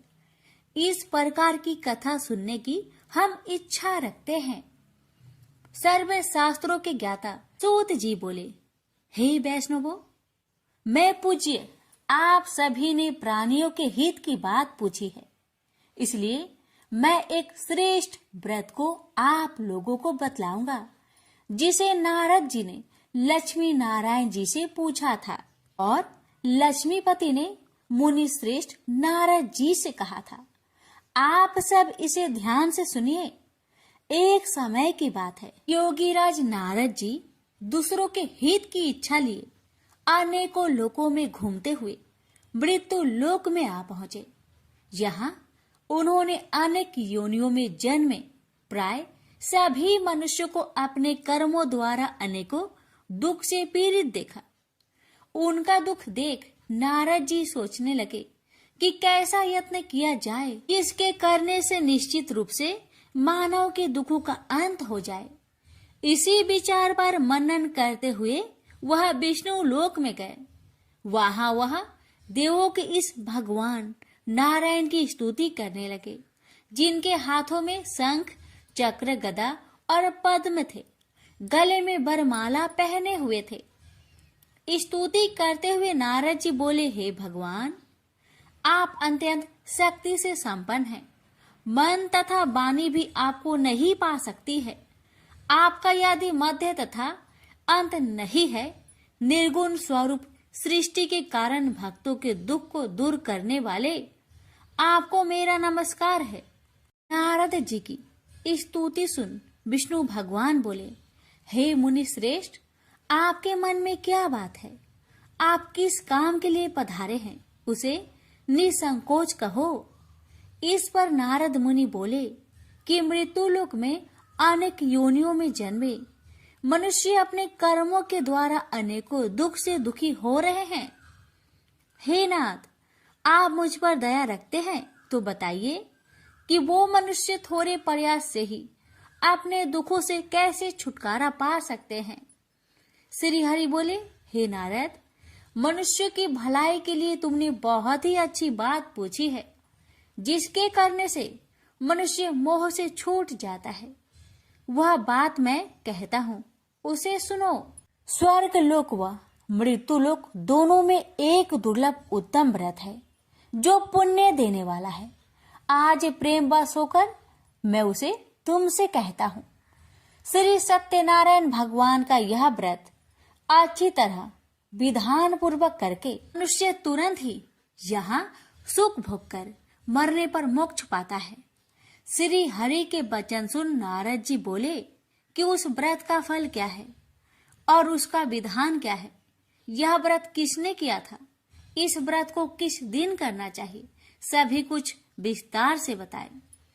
नारद की बात सुनकर श्री हरि बोले, दुख व शोक को दूर करने वाला यह व्रत सभी स्थानों पर विजय दिलाने वाला है। मानव को भक्ति व श्रद्धा के साथ शाम को श्री सत्यनारायण की पूजा धर्म में परायण होकर ब्राह्मणों व बंधुओं के साथ करनी चाहिए। भक्ति भाव से ही नैवेद्य केले का फल, घी, दूध और गेहूं का आटा सवाया ले। गेहूं के स्थान पर साठी का आटा, शक्कर तथा गुड़ लेकर वह सभी भक्षण योग्य पदार्थों को मिलाकर भगवान का भोग लगाए। ब्राह्मणों सहित बंधु बांधवों को भी भोजन कराए। उसके बाद स्वयं भोजन करे और भजन कीर्तन के साथ भगवान की भक्ति में लीन हो जाए। इस तरह से सत्यनारायण भगवान का यह व्रत करने पर मनुष्य की सारी इच्छाएं निश्चित रूप से ही पूरी होती है। इस कली काल अर्थात कलयुग में मृत्यु लोक में मोक्ष का यही एक सरल उपाय है। इति श्री सत्यनारायण व्रत कथा प्रथम अध्याय संपूर्ण। श्रीमन नारायणे नारायणे नारायण, भज मन नारायणे नारायणे नारायण। श्री सत्यनारायण भगवान की जय। सूत जी बोले, हे ऋषियों, जिसने पहले समय में इस व्रत को किया था उसका इतिहास कहता हूँ, ध्यान से सुनो। सुंदर काशीपुरी नगरी में एक अत्यंत निर्धन ब्राह्मण रहता था। भूख प्यास से परेशान वह धरती पर घूमता रहता था। ब्राह्मणों से प्रेम करने वाले भगवान ने एक दिन ब्राह्मण का भेष धारण कर उसके पास जाकर पूछा, हे ब्रीप, नित्य दुखी होकर तुम पृथ्वी पर क्यों घूमते हो? दीन ब्राह्मण बोला, मैं निर्धन ब्राह्मण हूँ, भिक्षा के लिए धरती पर घूमता हूँ। हे भगवान, यदि आप इसका कोई उपाय जानते हो तो बताइए। वृद्ध ब्राह्मण कहता है कि सत्यनारायण भगवान मनोवांछित फल देने वाले हैं, इसलिए तुम उनका पूजन करो। इसे करने से मनुष्य सभी दुखों से मुक्त हो जाता है।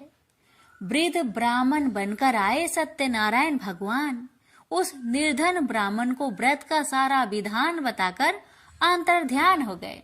मन ही मन सोचने लगा कि जिस व्रत को वृद्ध ब्राह्मण करने को कह गया है मैं उसे जरूर करूंगा। यह निश्चय करने के बाद उसे रात में नींद नहीं आई।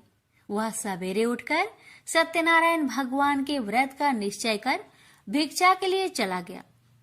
उस दिन निर्धन ब्राह्मण को भिक्षा में बहुत धन मिला, जिससे उसने बंधु बांधवों के साथ मिलकर श्री सत्यनारायण भगवान का व्रत संपन्न किया।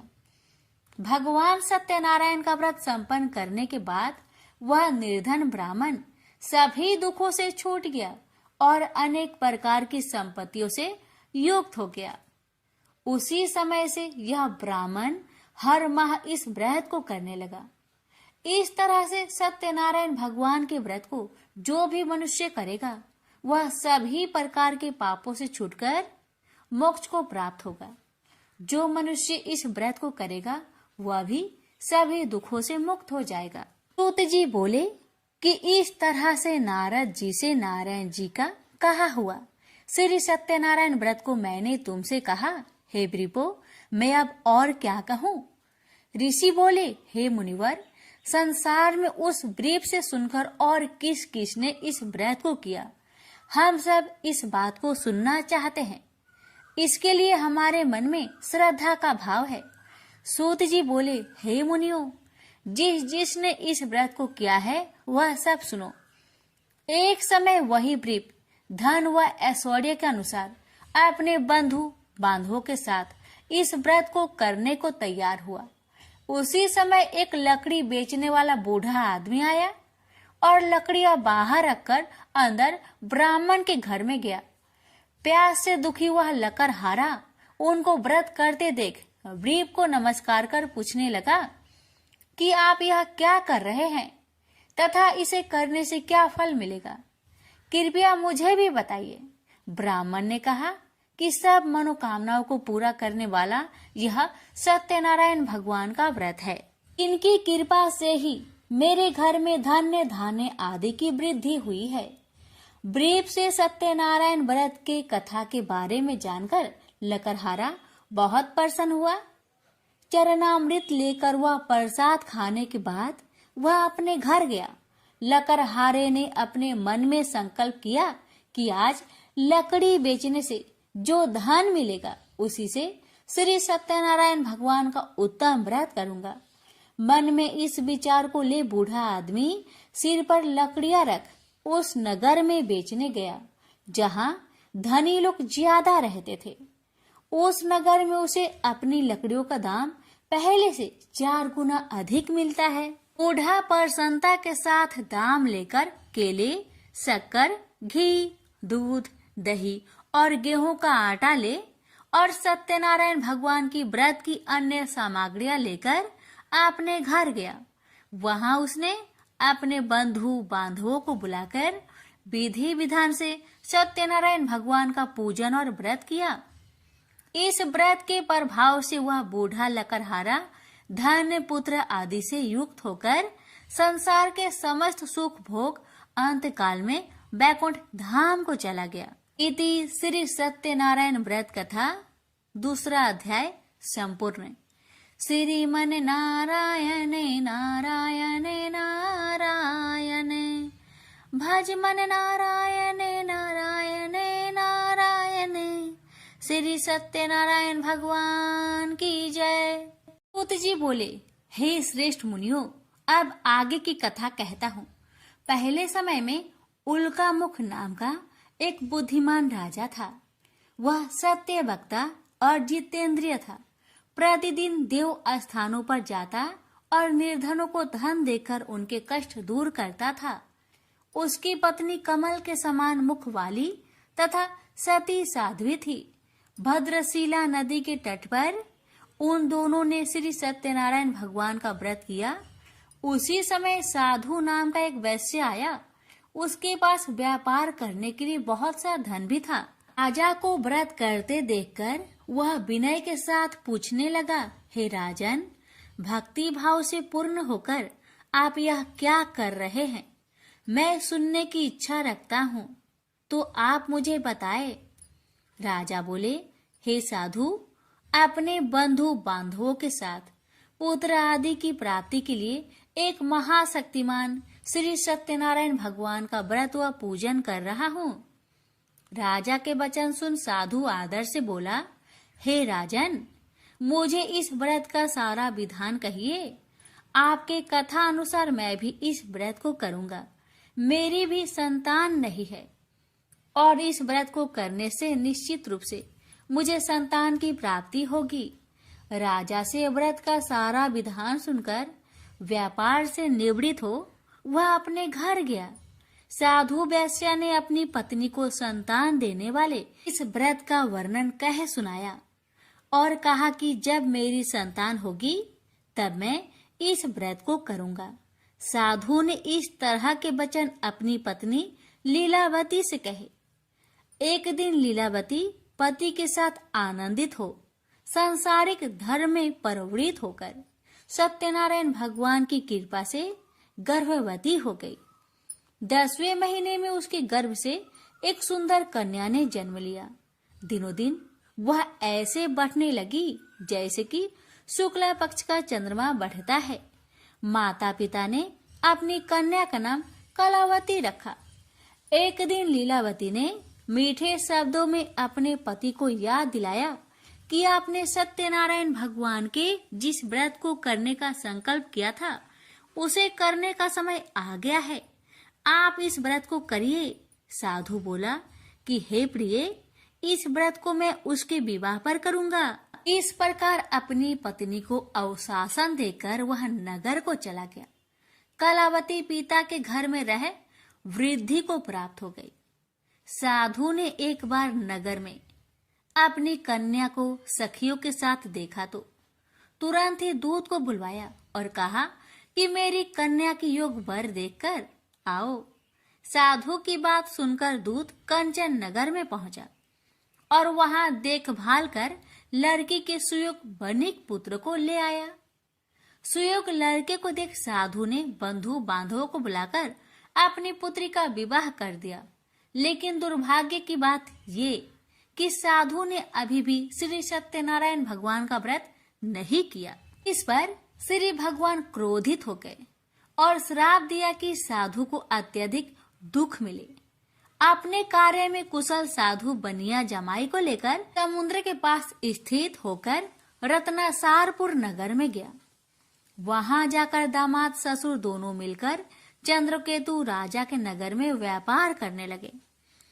एक दिन भगवान सत्यनारायण की माया से एक चोर राजा का धन चुराकर भाग रहा था। उसने राजा के सिपाहियों को अपना पीछा करते देख चुराया हुआ धन वहां रख दिया जहां साधु अपने जमाई के साथ ठहरा हुआ था। राजा के सिपाहियों ने साधु वैश्या के पास राजा का धन पड़ा देखा तो वह ससुर जमाई दोनों को बांधकर प्रसन्नता से राजा के पास ले गए और कहा कि उन दोनों चोरों को हम पकड़ लाए हैं, आप आगे की कार्रवाई की आज्ञा दे। राजा की आज्ञा से उन दोनों को कठिन कारावास में डाल दिया गया और उनका सारा धन भी उनसे छीन लिया गया। श्री सत्यनारायण भगवान के श्राप से साधु की पत्नी भी बहुत दुखी हुई। घर में जो धन रखा था उसे चोर चुरा ले गए। शारीरिक तथा मानसिक पीड़ा व भूख प्यास से अति दुखी हो अन्न की चिंता में कालावती के ब्राह्मण के घर गई। वहां उसने श्री सत्यनारायण भगवान का व्रत होते देखा। फिर कथा भी सुनी। वह प्रसाद ग्रहण कर वह रात को घर वापस आई। माता ने कलावती से पूछा कि हे पुत्री, अब तक तुम कहाँ थी, तेरे मन में क्या है? कलावती ने अपने माता से कहा, हे माता, मैंने एक ब्राह्मण के घर में श्री सत्यनारायण भगवान का व्रत देखा है। कन्या के वचन सुन लीलावती भगवान की पूजन की तैयारी करने लगी। लीलावती ने परिवार व बंधुओं सहित सत्यनारायण भगवान का पूजन किया और उनसे वर मांगा कि मेरे पति तथा जमाई शीघ्र घर आ जाए। साथ ही यह भी प्रार्थना की कि हम सबका अपराध क्षमा करे। श्री सत्यनारायण भगवान इस व्रत से संतुष्ट हो गए और राजा चंद्रकेतु को सपने में दर्शन दे कहा कि हे राजन, तुम उन दोनों वेश्या को छोड़ दो और तुमने उनका जो धन लिया है उसे वापस कर दो। अगर ऐसा नहीं किया तो मैं तुम्हारा धन, राज्य व संतान सभी को नष्ट कर दूंगा। राजा को यह सब कहकर वह अंतर्ध्यान हो गए। अतः काल सभा में राजा ने अपना सपना सुनाया। फिर बोले कि बानिक पुत्र को कैद से मुक्त कर सभा में लाओ। दोनों ने आते ही राजा को प्रणाम किया। राजा मीठी बानी से बोला, हे महानुभावो, भाग्यवश ऐसा कठिन दुख तुम्हें प्राप्त हुआ है, लेकिन अब तुम्हें कोई भय नहीं है।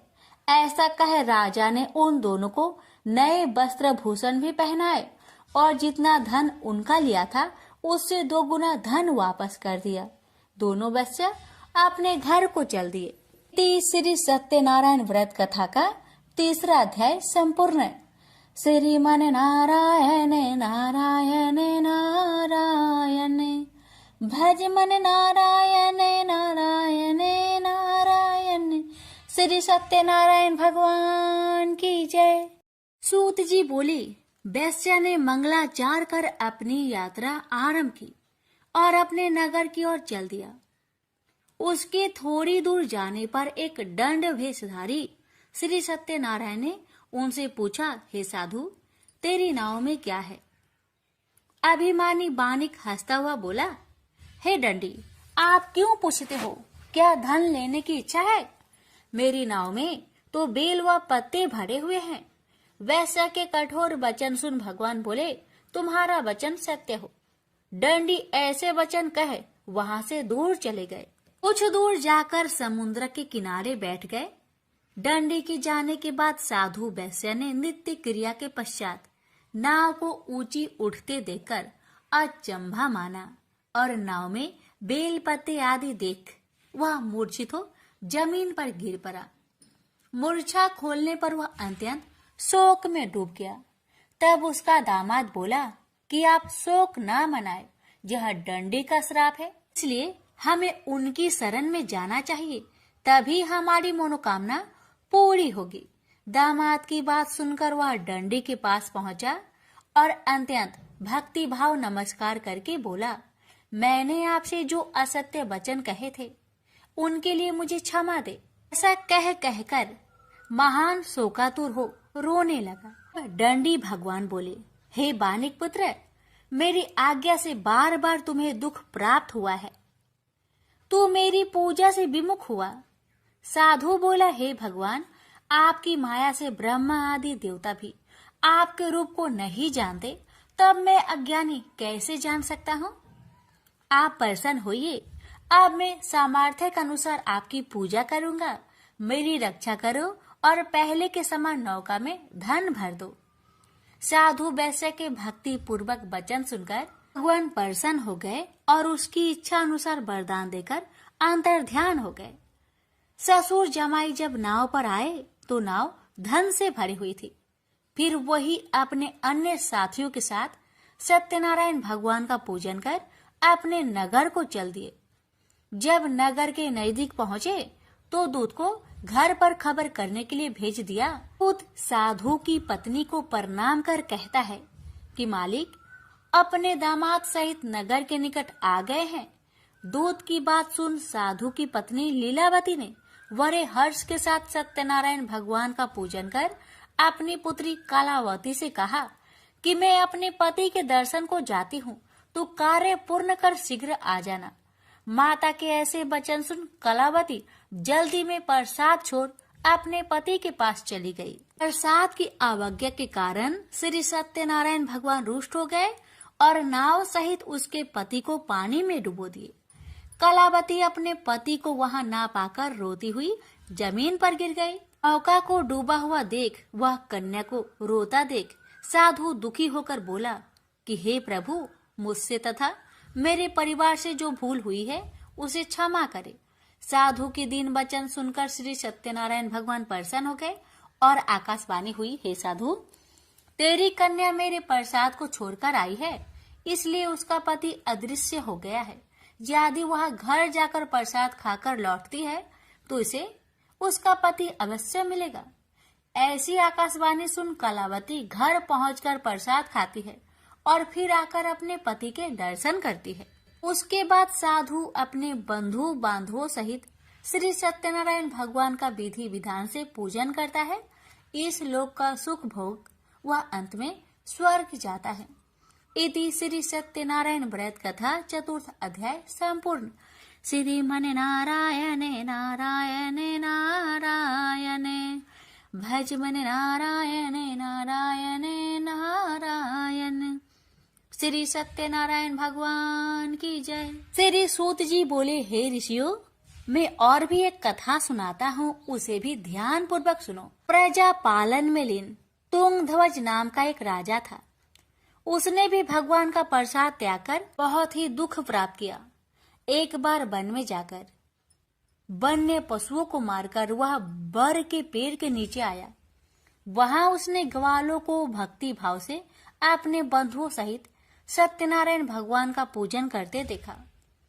अभिमानवश राजा ने उन्हें देखकर भी पूजा स्थान में नहीं गया, न ही उसने भगवान को नमस्कार किया।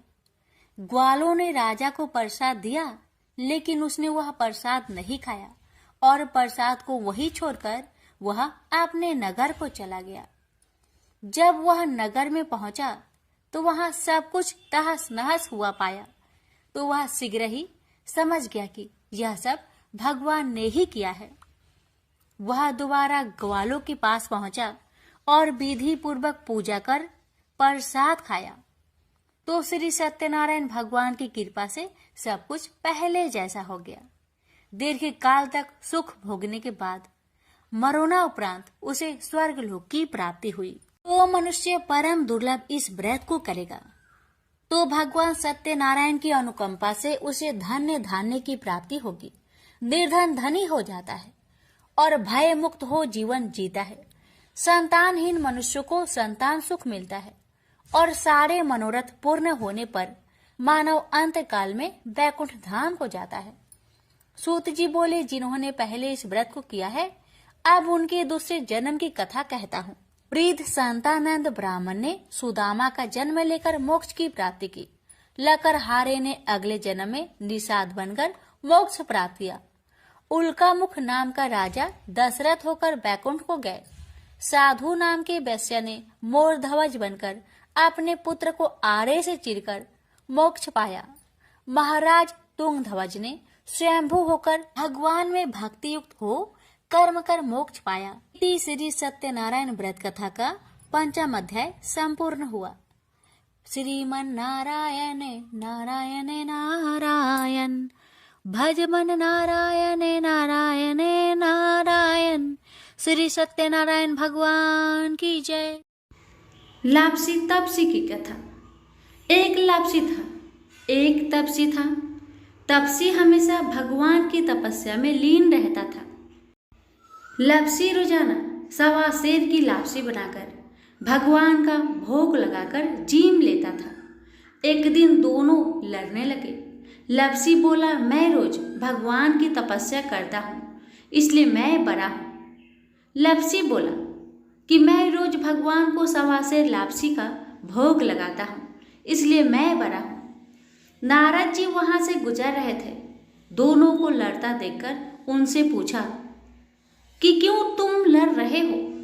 लापसी ने खुद को बड़ा होने का कारण बताया और तपसी ने अपना कारण बताया। नारद जी बोले, तुम्हारा फैसला मैं कर दूंगा। दूसरे दिन लापसी और तपसी नहाकर अपनी रोज की भक्ति करने आए तो नारद जी ने छुपकर 1.25 करोड़ की एक अंगूठी उन दोनों के आगे रख दी। तपसी की नजर जब अंगूठी पर पड़ी तो उसने चुपचाप अंगूठी उठाकर अपने नीचे दबा ली। लापसी की नजर अंगूठी पर पड़ी लेकिन उसने ध्यान नहीं दिया। भगवान को भोग लगाकर लापसी खाने लगा। नारद जी सामने आए तो दोनों ने पूछा कि कौन बड़ा। तो नारद जी ने तपसी को खड़ा होने को कहा। वो खड़ा हुआ तो उसके नीचे दबी अंगूठी दिखाई पड़ी। नारद जी ने तपसी से कहा, तपस्या करने के बाद भी तुम्हारी चोरी करने की आदत नहीं गई, इसलिए लापसी बड़ा है और तुम्हें तुम्हारी तपस्या का कोई भी फल नहीं मिलेगा। तपसी शर्मिंदा होकर माफी मांगने लगा। उसने नारद जी से पूछा, मुझे मेरी तपस्या का फल कैसे मिलेगा। नारद जी ने कहा, यदि कोई गाय और कुत्ते की रोटी नहीं बनाएगा तो फल तुझे मिलेगा। यदि कोई ब्राह्मण को भोजन करवाकर दक्षिणा नहीं देगा तो फल तुझे मिलेगा। यदि कोई साड़ी के साथ ब्लाउज नहीं देगा तो फल तुझे मिलेगा। यदि कोई दिए से दिया जलाएगा तो फल तुझे मिलेगा। यदि कोई सारी कहानी सुने लेकिन तुम्हारी कहानी नहीं सुने तो फल तुझे मिलेगा।